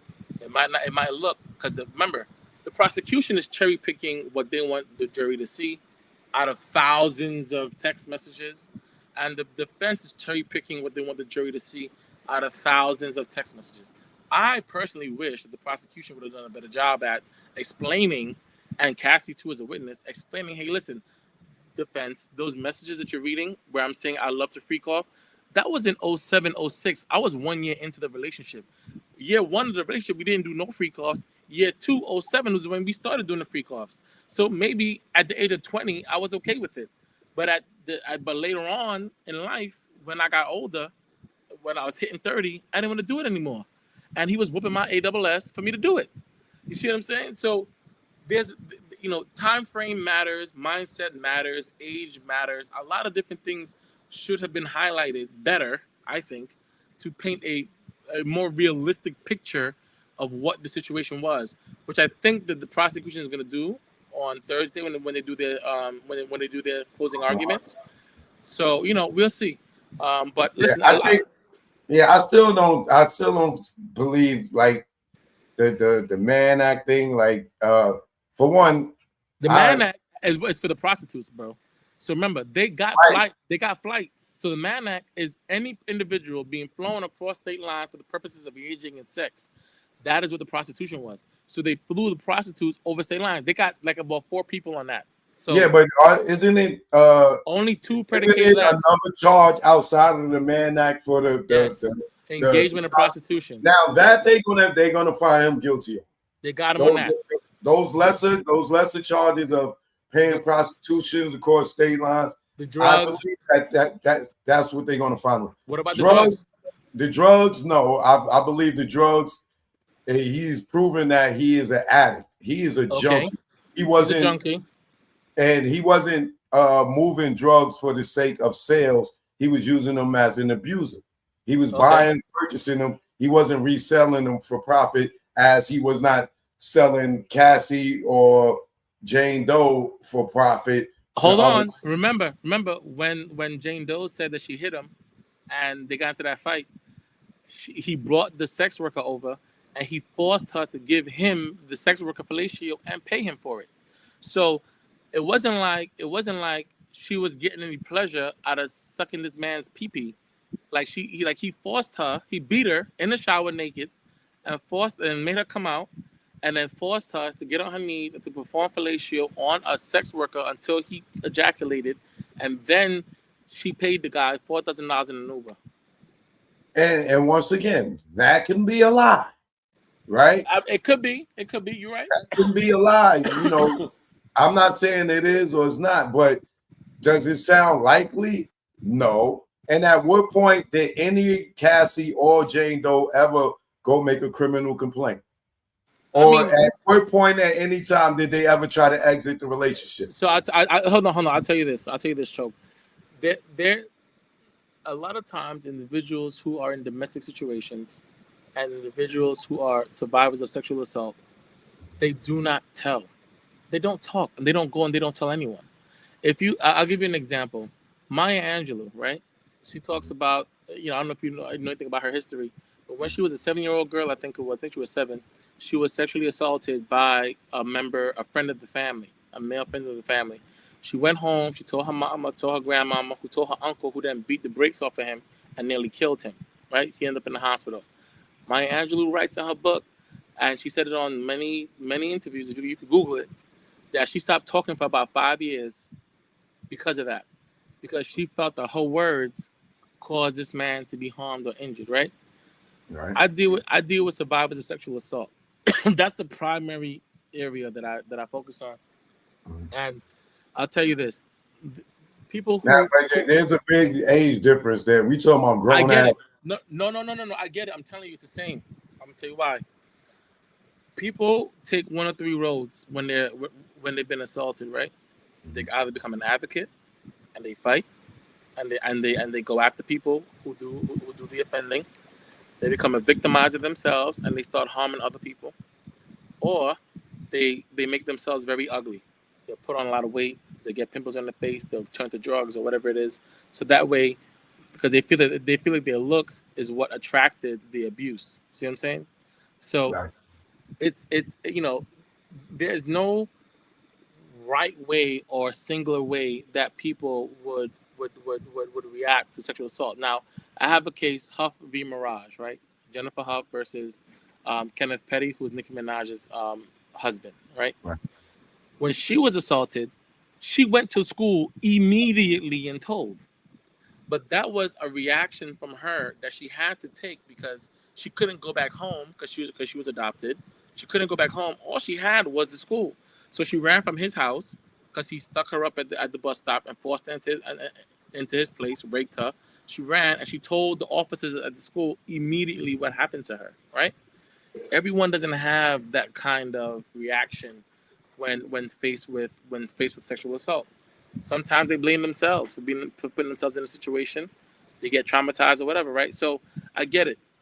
Okay, but all right, let's just talk about Cassie for a minute. A lot of stuff you talking about, like him beating him up or whatever, that's domestic violence. That's something totally different, right? But you telling me that when the police came to when security came to the Intercontinental Hotel and asked Cassie, "Do you want me to call the police?" And she had the opportunity to say yes and to press charges, and she didn't. On several occasions, where there was physical violence between Cassie and Diddy, right? I'm not defending Diddy. I'm just saying when she had the opportunity to alert authorities, she didn't. And same thing with I almost said her name, Jane Doe, right? She didn't get physical with Diddy until she saw the Cassie video. For me personally, I think she banged Diddy head into the marble. He never put his hands on her. Now, they had a fight after she struggled, but I think that she consciously did that, looking at what Cassie did and seeing the money that she got. And her whole thing, too, is she sat there as a grown woman and stuck around and did all these things. And you telling me at no point she doesn't have to take accountability for not going to the police or walking away either?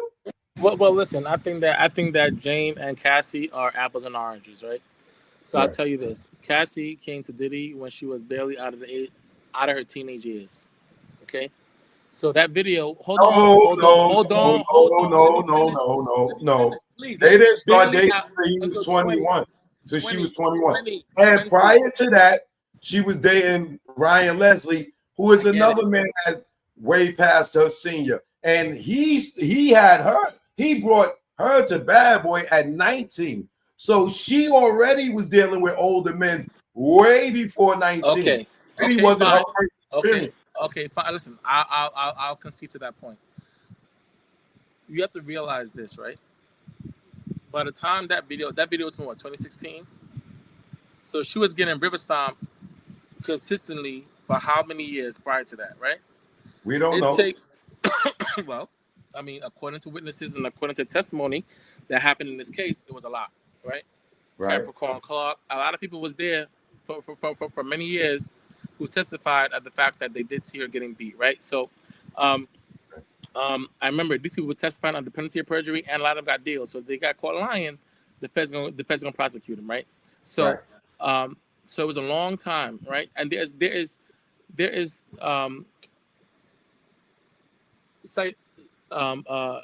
psychological papers, right? Psych papers on this psych studies that talks about Stockholm syndrome, that talks about individuals who are in a cycle of abuse, right? There was a girl who escaped, who was like trapped in, this woman, I should say, trapped in this house. And she was kept in the basement on chains for years. And she had the ability, she got out, she escaped, and she came back to the damn house. Okay? So, Stockholm syndrome is a real thing. Like I said to you earlier, victims respond to trauma in very different ways. I get it. She had the opportunity to call the police at that time. She had the opportunity to say something, and she didn't say anything, and she didn't do anything. Is it right that he did it? No. Could you blame her for not saying something then? I don't think you can. I mean, we could agree to disagree on this point, and that's fine, right? Yeah, listen, I think that she's a victim, yes. Do I think that And you don't think Diddy's a victim of his fame and money? You don't think that I do. even after hold on, 2016, right? Come on, I tell you. 2016 happened. She stayed with Diddy for 2 years after that. I tell you right now. Jane Doe. You don't think that Diddy's a victim of her gold digging? I tell you right now, Diddy is Diddy and people like him, people like yourself, right? Even if you got money or you don't got money, if you're perceived to have money, you are a target. Okay, and you will be a target, right? For any woman that walks out, shit, I'm a target. Okay, Kelly was a target. R. Kelly was a target, right? I mean, these mothers wanted to push their child onto this kid, right? And to be quite honest with you, a lot of European countries, the age of consent is 15. Okay, America has one of the highest, most strictest ages of consent when it comes to sexual relations, right? So with young girls. So, I'm not gonna say that that Sean Combs was a victim to all these individuals because he put himself in these positions. Capricorn Clark testified to the fact that she warned him not to be with Cassie. And she was pissed at him that he even got himself into this predicament because she had told him from before that she wasn't a fan of hers. Okay? Okay, now what does that tell you when a woman tells you about a woman's character? And even though he did not listen to Capricorn Clark, don't you think that Capricorn Clark is warning Diddy because she sees her character? Or Capricorn Clark probably wanted Diddy for her damn self. Two-way, come on now. You just said it yourself. Look, you're smiling. You just said it yourself. Come on, you just said it yourself that he's a target. That's your words, right? I believe if Capricorn Clark has been in the industry for a long time, she came from Death Row, the West Coast, to the East Coast. I'm not saying that she does, but I'm just playing devil's advocate to your point, right? Okay. I don't know her. I don't know what her likes is or what her likes are not, right? I do believe that she was definitely trying to protect her bag because she felt that danger was. Why couldn't she been trying to protect her friend or her boss? Which is her bag, right? Because her friend / her boss was paying for her child that's disabled. Her friend / her boss was giving her a roof over her head. And if she's seen him messing with someone that could potentially bring down the empire, that's going to potentially F up her money. So, of course, she got to look out for him, too. I get what you're saying, yes. Come on, bring that. I don't think that when she told Diddy back then, yo, this girl is poison, get away from her, that she was thinking future far ahead, that it will be some type of Rico. No, because it was abuse happening. No, bro. It was abuse happening at that time. Remember, Kid Cudi, all that stuff was during Capricorn Clark's time. So by her warning him, it was a warning. Listen, bro, you're acting out of character, and this can lead to danger. Look, you blowing up somebody's car allegedly. You know what I'm saying? Behind this female, and I don't want you to mess yourself up because if you mess you up, then you're gonna ultimately mess me up too. I'm just playing devil's advocate. I don't know if that was her mindset or not. She could have just genuinely been caring about him as a friend and as a boss, right? Just playing devil's advocate to your point, right? So, listen, I think that the prosecution might not have gotten all the predicated acts. There are about 10 of them listed underneath the first Rico. I don't know if you saw the breakout of the charge sheet that they proposed. But I do think that they got him on the arson. I do think that they have him on the sex trafficking of the prostitutes, the Mann Act.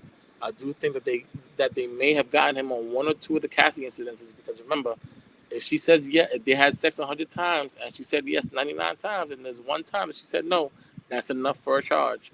And I do think that that they may have, even though Jane Doe wasn't perfect, I do think that they may have gotten him on one of the incidences with Jane Doe, which is that even though she had a contract to engage in these sex acts, even though she was getting compensated, and she still is getting compensated because he's paying for her lawyer and he's still paying for her rent, even though all of that is true, and she was, she could have been a co-conspirator with the prostitution. So could Cassie. So could a lot of people, right? Look. Here's a good point. Co-conspirator. Allegedly, she brought one of the sex workers to allegedly a Kanye's freak off, and Diddy's not even nowhere around.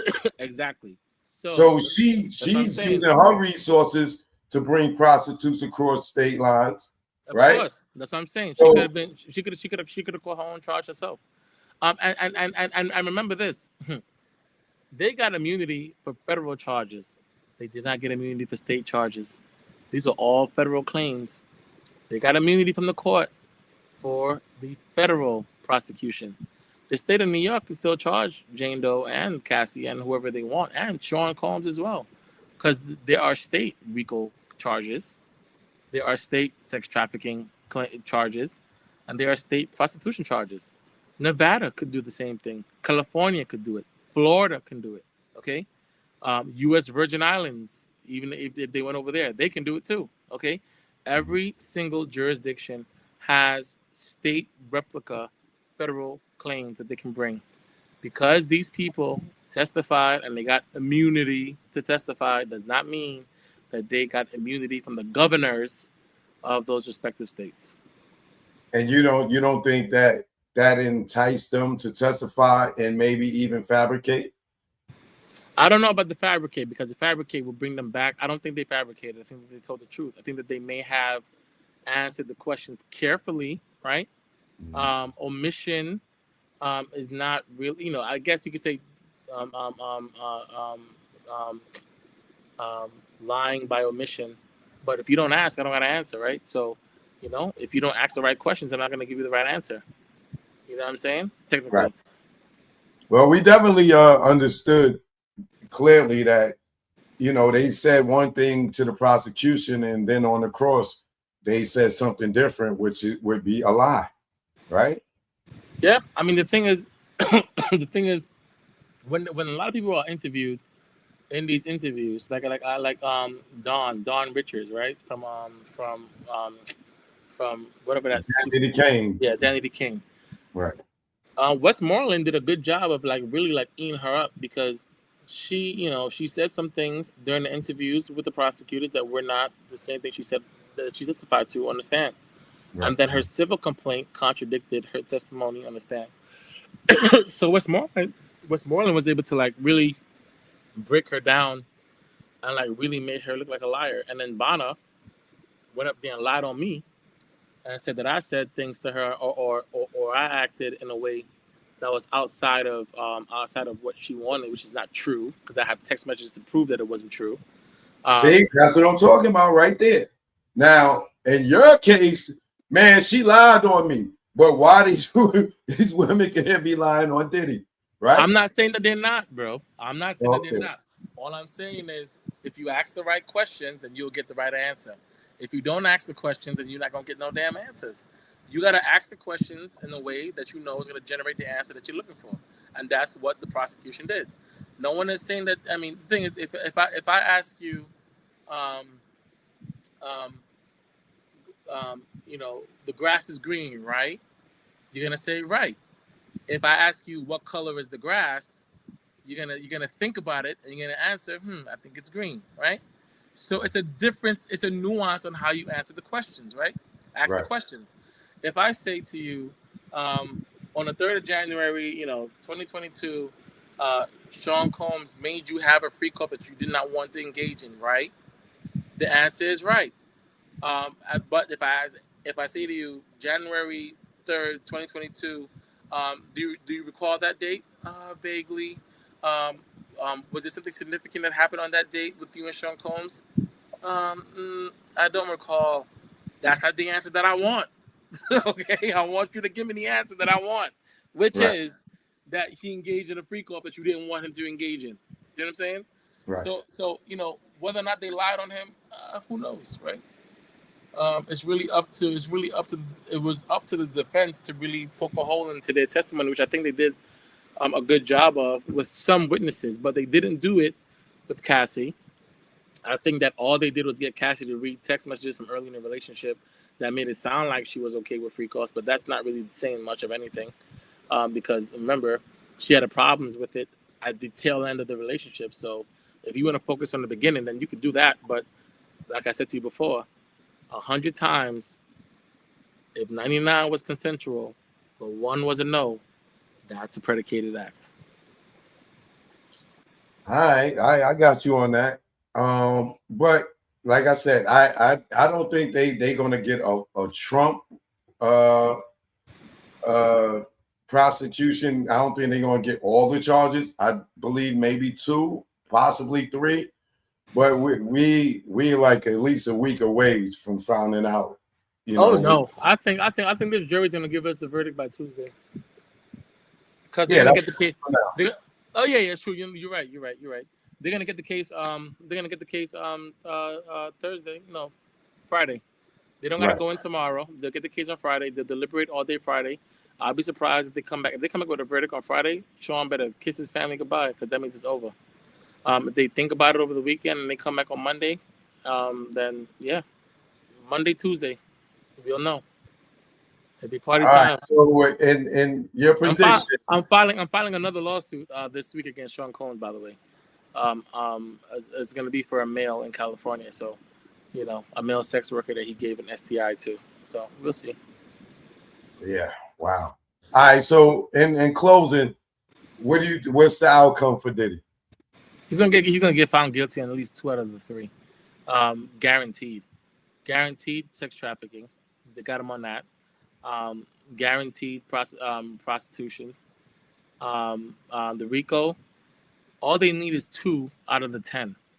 And if they get 2 out of the 10, they got the Rico. And I think they got the arson. I think they got the trafficking. So I may say that he's going to get convicted on all. And what type of sentence is he looking at in y'all? Oh, listen, his mother's 84. He's 50, what, 54? Or he's 50, 55 right now?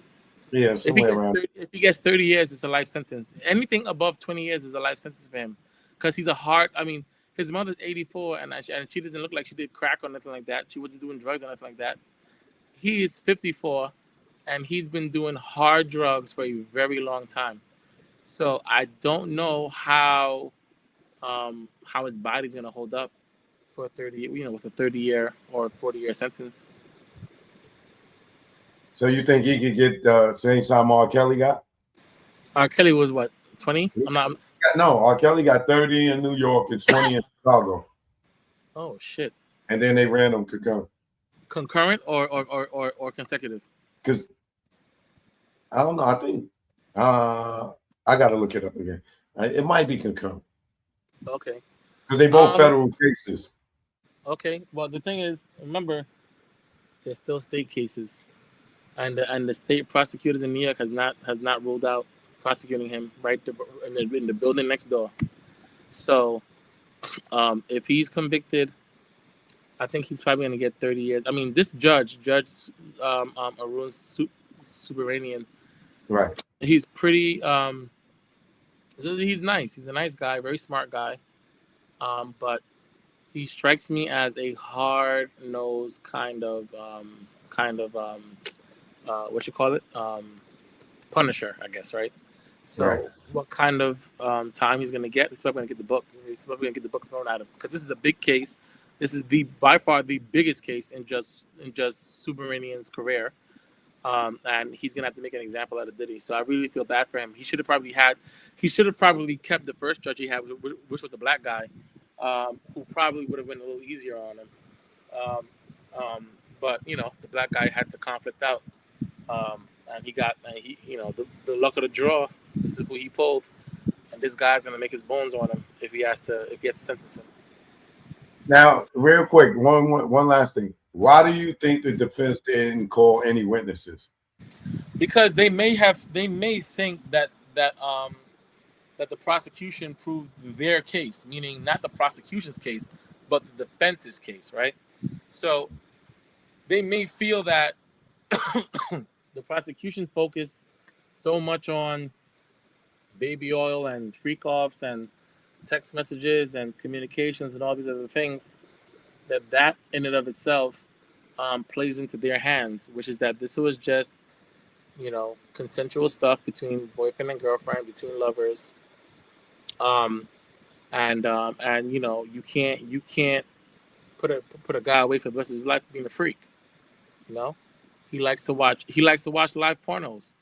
I mean, that's what I would say. I'll be like, listen, dude, we can go on Pornhub right now, putting voyeurism or cuckold, and we'll see the same thing. Exactly. You know what I'm saying? So, I would say that, that my summation would be what you just said, right? Like, the guy's a freak. He loves to watch other men sleep with his girl. Where's the crime in that? Okay, well, he flew them over state lines. All right, great. Well, guess what? Do you have? And there are 8 men on the jury, by the way. 8 men, 4 women. So I would be looking directly at the men, and I'd be saying to the men directly, have you not flown out a chick across state lines? Have you not paid for a girl to go on a cruise with you somewhere? Because they don't look like they got any bread, so probably a cruise or some shit. Have you not flown a chick to Miami for spring break?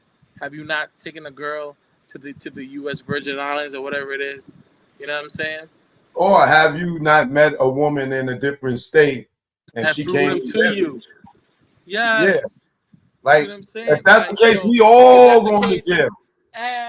That what you just said right there and how you said it is exactly what I would say, and I would drop my shit and walk off from that. If he's guilty of doing that, then all of us are guilty of flying broads in and having sex with them, and and that's it. And all go to jail then. Because there are women that have money that will fly men around and come see. I had women pay for me to go see them in different places, or took me on trips knowing they want to have sex. Right? Okay. Well, listen, Choke. Listen. Those women ever get indicted or looked at it the same way as a guy? No. Choke, listen, you know what? You sound like a victim to me. Okay. So what I'm gonna do is after we're done, you can hit me up. You can give me the list of those women. We can do a trafficking case against them.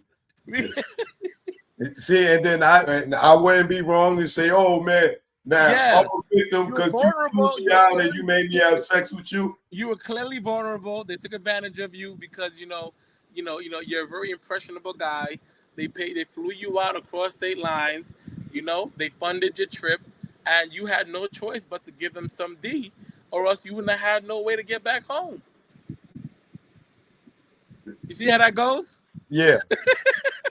Yeah. And it's that easy. And for women, you won't see that. You won't see that. But no, of course not. You're right. Like that's cool, but that's a reality. Like that is a real thing. Like I definitely had women pay for me to go on trips and stuff like that. But you're not going to see people wouldn't look at me as a victim. But you telling me these women did not see Diddy as a paycheck, as an opportunity to be in the spotlight, to go to the Met Gala, to go to the Grammys and all this, and they sat there and went through whatever they went through just to be in the spotlight or to have financial gain? I think that you can make that argument. I don't think you can't, right? I think that you could definitely make that argument. I think that if I was on his defense team, my closing argument would be, yes, he likes sex. He's a Scorpio. The guy's birthday is 13 days before mine. He's November 7th, I'm November 20th. He's a Scorpio.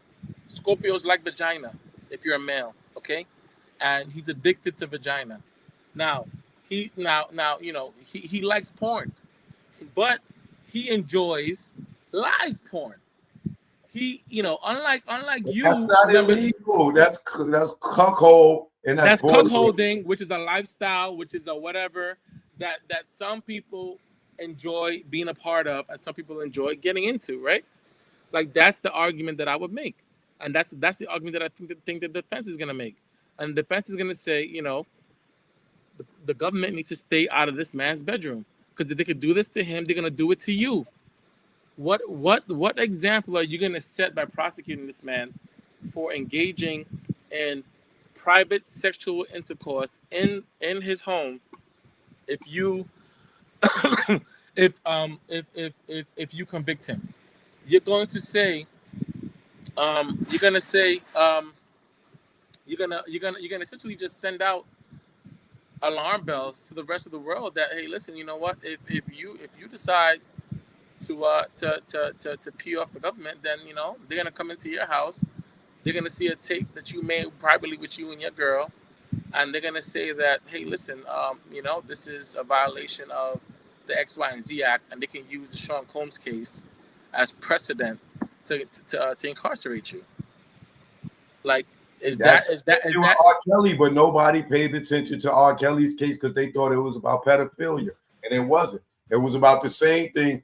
Him trafficking Joycelyn Savage, Asriel Clary across state lines, and Joycelyn Savage is still with R. Kelly today. Yeah, she's married to him, I think she said. Yeah, but she's been with him throughout the whole thing, throughout the whole court case. She didn't go and testify against him, but they got him on trial for sex trafficking her, and she was still in a relationship with him and didn't stop to this day. So take away the physical abuse of Cassie. Let's say if there's no physical abuse with Cassie, do you still feel the same way about Diddy in the Man Act case? I do, and I'll tell you why, right?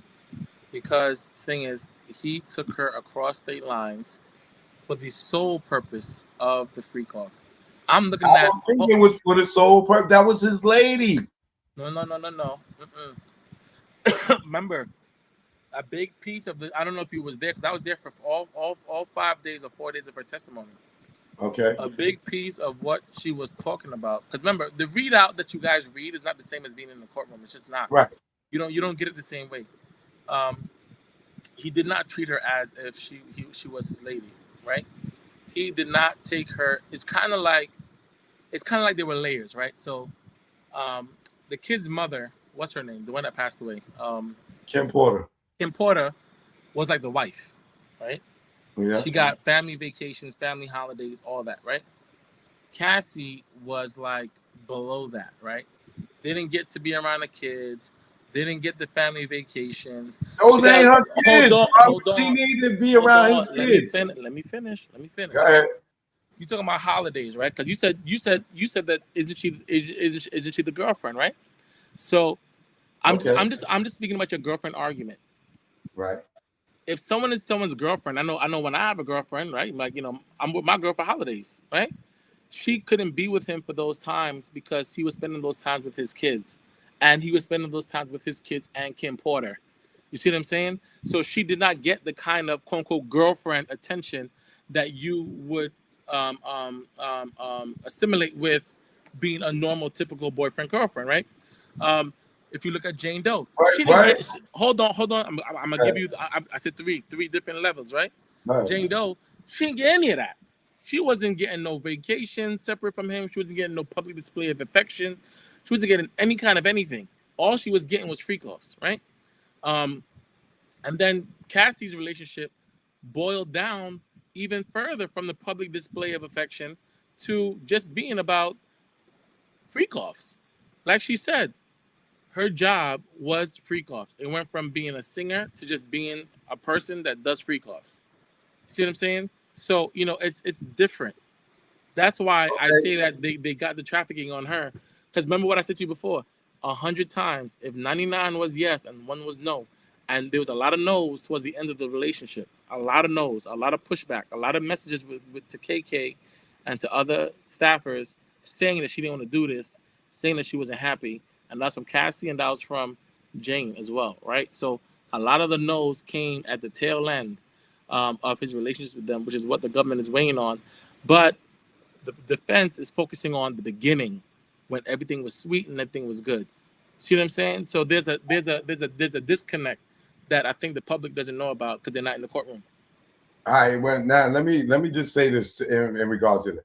First of all, if you got a main girl and a side girl, Diddy and Jane Doe's case, he told her, yo, we can have a relationship, but I got other girlfriends. He made that clear. And that's fine. She got emotionally attached and wanted more.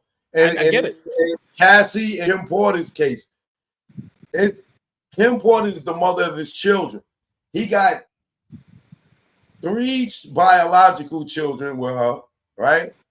And then he got his other children. That is a family component. You are still the side chick, right? With Cassie, you're just the girlfriend. Kim is the family chick. I'm not bringing my girlfriend to spend holidays with my kids. My holidays are for my kids. What me and you have is not a family unit. Why would I give up my Christmases or taking my kids trick-or-treating or Thanksgiving? You don't supersede that as my girlfriend. You don't. I get it. Listen. I agree with you, but the thing is, it's about the dynamic of the relationship and how it boiled down. I'm telling you, you had to have been in the courtroom, okay? Over a 10-year relationship, you can't just focus on messages from years 1 and 2, which is what the defense was trying to do. You have to look at every single year and how the dynamic shifted from the early years to the end. The end is what the prosecution was focused on. The beginning is what the defense is focused on. And I'm telling you, When they do their summations on Thursday, that's what you're gonna hear. You're gonna hear the defense talking about '09, '07, '08 when it comes to Cassie. You're gonna hear the prosecution focused on 2016, 2017, 2018. See what I'm saying? It's the same thing with Jane. With Jane, all they're gonna be focused on is the beginning years, 2022, 2023, whenever they started, right? And then the prosecution is gonna focus on 2024, 2023, after Cassie files her lawsuit. You see what I'm saying? So, listen, I get what your argument is, and it's a fair argument, and I understand it because a lot of people have that same perception because they weren't in the courtroom, which is why I think I would implore you to have an open mind and to not be surprised when the verdict comes back, right? Because how you perceive it and how I perceive it, because I haven't been in the courtroom since week 1, is very different than what those jurors heard and saw when they were there, right? Because remember, they also heard and saw sex tapes. 45 minutes worth, I believe, is what was played to them, right? And on those tapes, from what I gather from people who were in the room, could hear like whispers, Diddy's barking orders, right? Now, again, if, like I just shared with you, the prosecution is focused on the tail end of his relationship with these women, what do you think they're going to pick and choose from those sex tapes to play? Not the parts where they're like, oh, give me that D. They're going to play the parts where Diddy's barking orders and yelling and cussing and being mean or whatever, or degrading or whatever. You know what I'm saying? They're going to play the parts of those tapes where this woman's like, okay, I had enough, or no, or no more, or whatever. You know what I'm saying? All I'm saying is this. Everything's going to be out of context. Stay right there for a second. And what about all the sex workers that said they never saw any sign of force, anything? None of them said they've ever seen Jane Doe or Cassie feel like what they was doing was force. It was all consensual. That don't play a part? I mean, yes, I do. I do think that plays a part. I think that a lot of things play a part, but I think that it's all. Sorry, my laptop is acting funny because it gets started. But what I think is going to happen is that it's really going to depend on who sells it best on Thursday. Who sells it best? I think that if you listen to the opening argument, I think Emily Johnson, who's a prosecutor, she did a phenomenal job setting the scene and painting the picture. The defense was long, slow, drawn out, and boring as hell. And I'm not saying that to be biased. I'm saying that because I was there and I saw the jurors nodding off. If they don't put Westmoreland or Brian Steele or someone else to get the closing, Diddy's goose is cooked. Because I know that if Maureen Comey does the closing for the government, she's going to nail that shit and put a stake through Diddy's heart. So they better come up. They better put their best player. They got to put their MJ up there to give that closing. And who I think they should put is Xavier, because he's the only black male on that team. Or Westmoreland. She's the only black woman on Diddy's team. And Westmoreland is loved by the jury. They loved her. Like, they were sitting on the edge of their seats when she was doing her cross-examinations. You know what I'm saying? So if they're smart, they would let Westmoreland do the closing argument because she's persuasive. She has that southern tang to her. You know that whole little nice nasty shit that they do down there. And I think that she'll be able to really close the deal for him and give him a fighting chance. I think that Maureen Comey is a sniper, and I think that she is going to like put the nail in. Okay, well, we just a few days from finding out what the outcome's going to be. But if he's acquitted on most of the charges, how would you feel? Listen, if he's acquitted, then he's acquitted. I have, at the end of the day, I represent the interests of my clients, right? I don't have any personal animosity towards Sean Combs. He never did anything to me personally. He never did anything to anyone in my family personally, right? So the purpose of the justice system is to have a trial before our quote unquote peers, right? So, if his peers, which are 8 men, let me be very clear. Oh, that's what I was going to ask you. 8 men. Wait, how many? What's the the ratio of white and black? I'll tell you right now. So there was 2 black men. Now there's 1. There was 2 white men. Now there's 3 white men. I think it's like 2 Indian men and like 2 Spanish men, right? So that's what? That's 3 white men, 2 Indian, 1 black, 2 Spanish. So that's 8. And then the remainder is, I think there's 1 Indian woman, 2 black women, no, 3 black women, an older black woman, 2 like maybe the one that's like in her 30s, one that's like in her 40s, and then like a really big fat Indian girl in the front. So, so those are the people that's gonna be deciding his fate. Well, now with the ratio of men and talking about the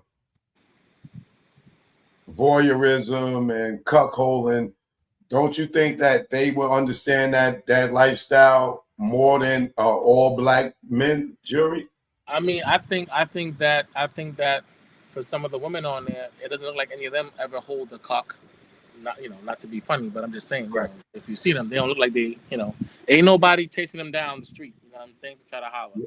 Right. So, I think that might be a problem. That might be a problem for the prosecution.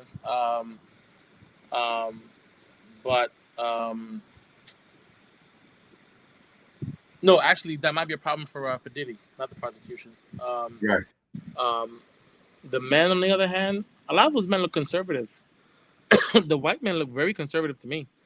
Like, those are cuckolds and voyeurism dudes. Not necessarily. Maybe. Right. So you're talking about like Westchester County, like whatever. You know what I'm saying? Like that's their lifestyle. That ain't our lifestyle. That's their lifestyle. Where's Diddy from originally? New Rochelle, Westchester area. Yeah, up there. Yeah, no, you're right. Listen. I think that the river dancing on Cassie in that video, and the fingerprints going missing, from the crooked ass LAPD evidence room, and all the other things that came out in this case, may spell doom for him. I don't think he's gonna get acquitted because he's gonna have to get all 12 people, including that old lady who doesn't look like she's sold, on his ass. So I think he's gonna get all 12 people to acquit him, and that's not gonna happen. I'm telling you, do he need all 12 to be acquitted? Yes. To be found not guilty? No, Yes. I think to be found not guilty.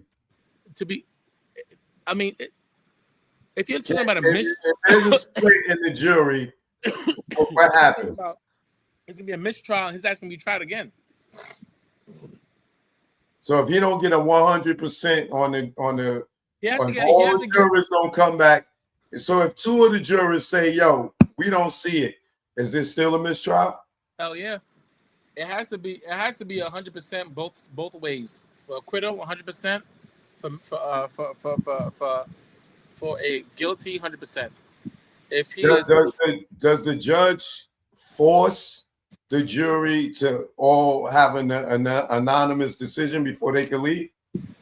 The judge, okay, so my experience, and this is state court, so it's different from federal court. I don't know how the federal court does it, but in state court, when we had a case, it was 11-1. The case was I think Hezekiah Walker, his like choir director or whatever, had like a gun charge because he was helping a kid in the park who was going to commit suicide. He got the gun from him, and then he was walking with the gun to turn it into the precinct, and he got arrested. So clearly, he wasn't intending to use the gun. So 11 of us found him not guilty within 5 minutes of the case being resolved. But there was one white woman who kept us there for 3 mother effing days, boy. Because she just couldn't find it in herself to let this black man off, even though he had no prior history. He was a choir director, and Hezekiah Walker came and testified on his behalf. I mean, like, the man did nothing. And the judge came back and said, listen, what's the vote? And it was 11-1. He said, keep working. And that's how we had to stay. And the only way we got the 12 not guilty was for, she couldn't even bring herself to say the words not guilty. We had to concede that she said, for her to say not enough information. That's all she would be willing to go with. There wasn't enough information to free him. And that's how that guy got off.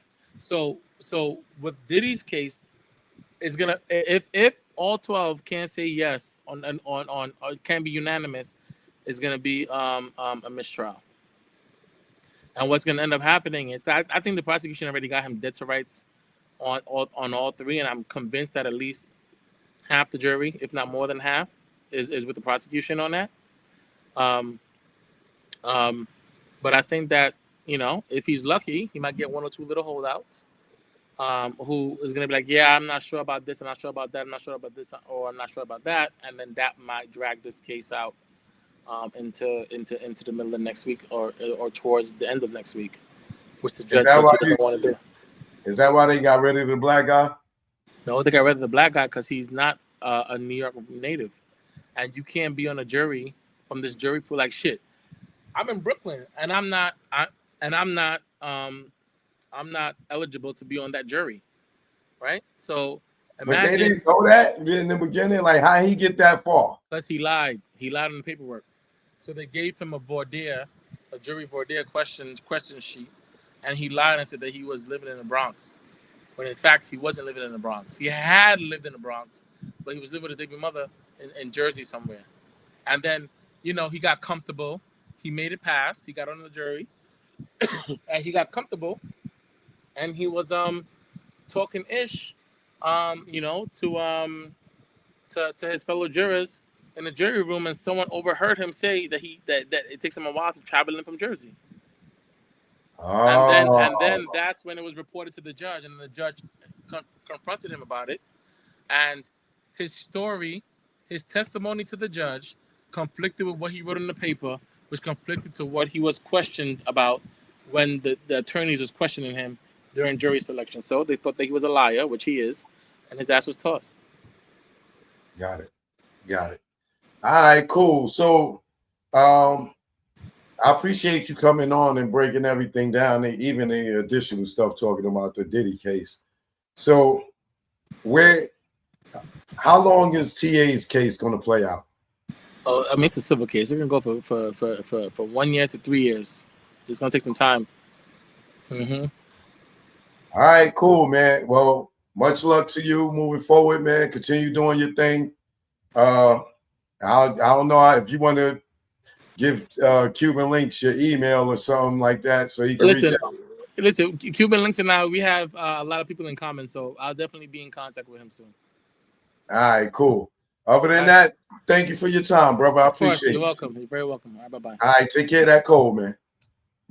All right, y'all. Y'all heard it. Tyrone Blackburn, Esquire, in the building, or was in the building. Yeah, I definitely should have asked him about Tory Lanez. Damn, I should have definitely asked him. Damn, Darius. Sorry, I didn't see that. But yeah, like I said, I'm not advocating for Diddy. I be seeing people talking about, yo, Choke, you got Diddy on your wall. I am covering the Diddy case. Diddy's on trial. This is why Diddy's on the wall. When this is over, this will be gone and be replaced by something. Wu-Tang is on tour right now. This is why this is up there. For, you know, is a reminder that Wu-Tang is on tour right now. I have a method to my madness. Don't tell me about, oh, you supporting Diddy. It is all subliminal, subconscious information that we are covering the trial. This is why Diddy's there. Before Diddy trial, was Diddy up there every goddamn day? No. So for all you newcomers that come in here complaining and, oh, you got Diddy on the wall, you need to take that down. Oh, he got his chest open. Yeah. grow up. All right? Grow up. You know what I mean? But, you know, shout out to everybody out there that tuned in, tapped in. I appreciate you. Much love. We will be back tomorrow. I'm not going to go over the paperwork right now. I'll come back and do that tomorrow because I want to keep that separate from this and let this just be its own thing. And what do y'all think? We got, I say, a week before we find out if Diddy's going to be acquitted or if he's going to be found guilty. Me, I don't think that he is going to be found guilty on all charges, some of them, but we will see. And we will also see what happens with TA and Fat Joe. Fat Joe, if you want to come on and plead your case or say whatever, you're welcome, brother. All right, or your lawyers, y'all welcome too. I'm not being biased. We keeping it fair here. All right. So Choke No Joke, y'all already know what it is. Woo! This was a real one. Get me get my new album out right now. Learn from Mistakes Part 2. Lay the Streets. You know. The Tunnel documentary is out, the Hip Hop Nucleus. Y'all go see that. I'll drop the link in there for those who want to watch it tonight. If you ain't got nothing to watch, I'm going to drop the link right now. And shout out to my moderators for holding it down. Aries 80s Baby, Tasha Rain, Dipset Forever. Who else? I don't know what other moderators is here today. I think it's just those two. Tasha Rain and Aries 80s. But much love to everybody. You know, shout out to Tara Jackson, membership gang in the building. All right. But if you want to give some shout outs, just type it in on the screen and I'll put it up when I say salute. All right. Choke No Joke, you already know. We are. Choke No Joke. Yeah. It's Choke No Joke. Let's go. Choke No Joke. Chicken Choke No Joke. Choke No Joke. Nigga Choke No Joke.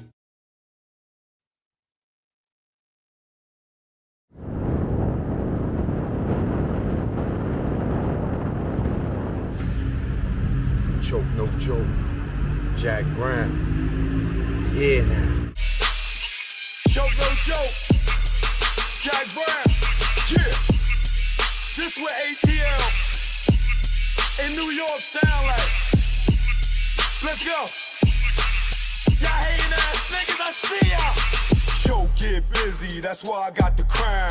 Hate in the air, you clowns, I see the envy that you breed, jealousy.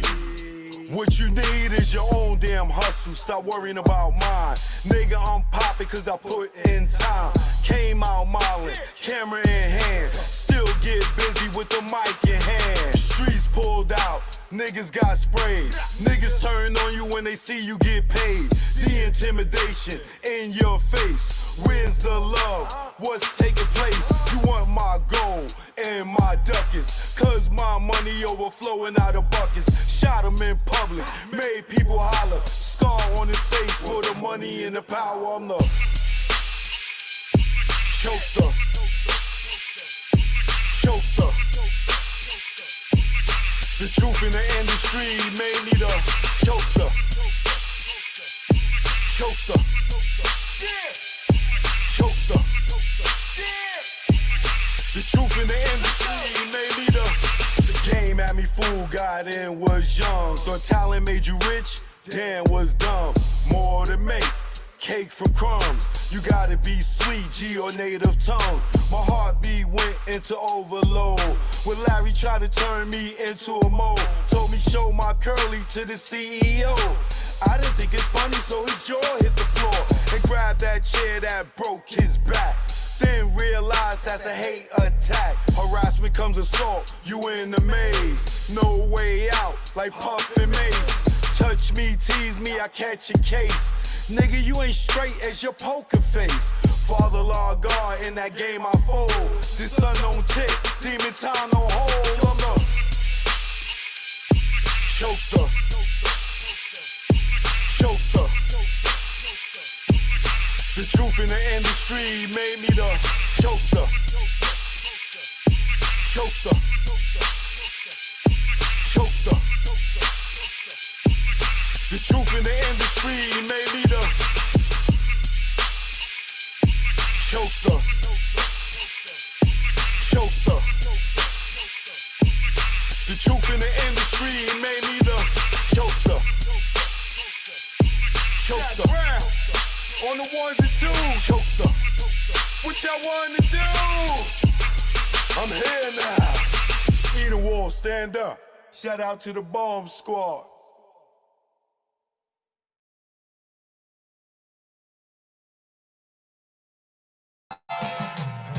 Yeah, legal hustle, mega. You know what it is. It's choke, no joke about killing heat. Left my boo and my dudes when I saw the heat. Was going in 30 seconds, more like 23. Took flight like Mike, number 23. Before the indictment came, I split like Jada, didn't get wet like Kane. Got out the game. I went from the tunnel, now movie making. So it ain't no confusing why you dudes be hating.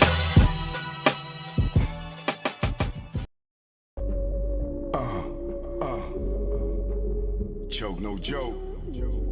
You already know. Y'all know I love that cooch. You know what this is. I love that cooch. Yeah. It's the A thing. Clean cooch. Let's go. Yo, what's up? My nuts when I wake up. Got more than wood and I just bust one. In mahogany, I'm Ron Osley. Between the sheets, and she want to ski. And just shout with me with what I thought was pee. She rolled the D, her water broke B. Not pregnant, but baptized me. I'm down for more love, but change the sheet. She said, please, I want more. Next thing I know, mattress dripping the floor from her juices. Oral had me stoned, had a Corinne and Medusa in one. And when I look in her eye, between her thighs, I tell you no lie, ain't shit won't buy. I rob and take it, for me to taste it. Red Lobster, pussy, biscuit, freshly baked. Eat that coochie all night. She sprayed my face like Shook Sprite. I love her. I eat her coochie all night. She sprayed my face like Shook Sprite. I love her. Suck my nuts when I wake up. Got more than wood and I just bust one. In mahogany, I'm Ron Osley. Between the sheets, and she want to ski. And just shout with me with what I thought was pee. She rolled the D, her water broke B. Not pregnant, but baptized me. I'm down for more love, but change the sheet. She said, please, I want more. Next thing I know, mattress dripping the floor from her juices. Oral had me stoned, had a Corinne and Medusa in one. And when I look in her eye, between her thighs, I tell you no lie, ain't shit won't buy. I rob and take it, for me to taste it. Red Lobster, pussy, biscuit, freshly baked. Eat that coochie all night. She sprayed my face like Shook Sprite. I love her. Choke, no joke. Yeah. It's choke, no joke. Choke, no joke. Chicken choke, no joke. Choke, no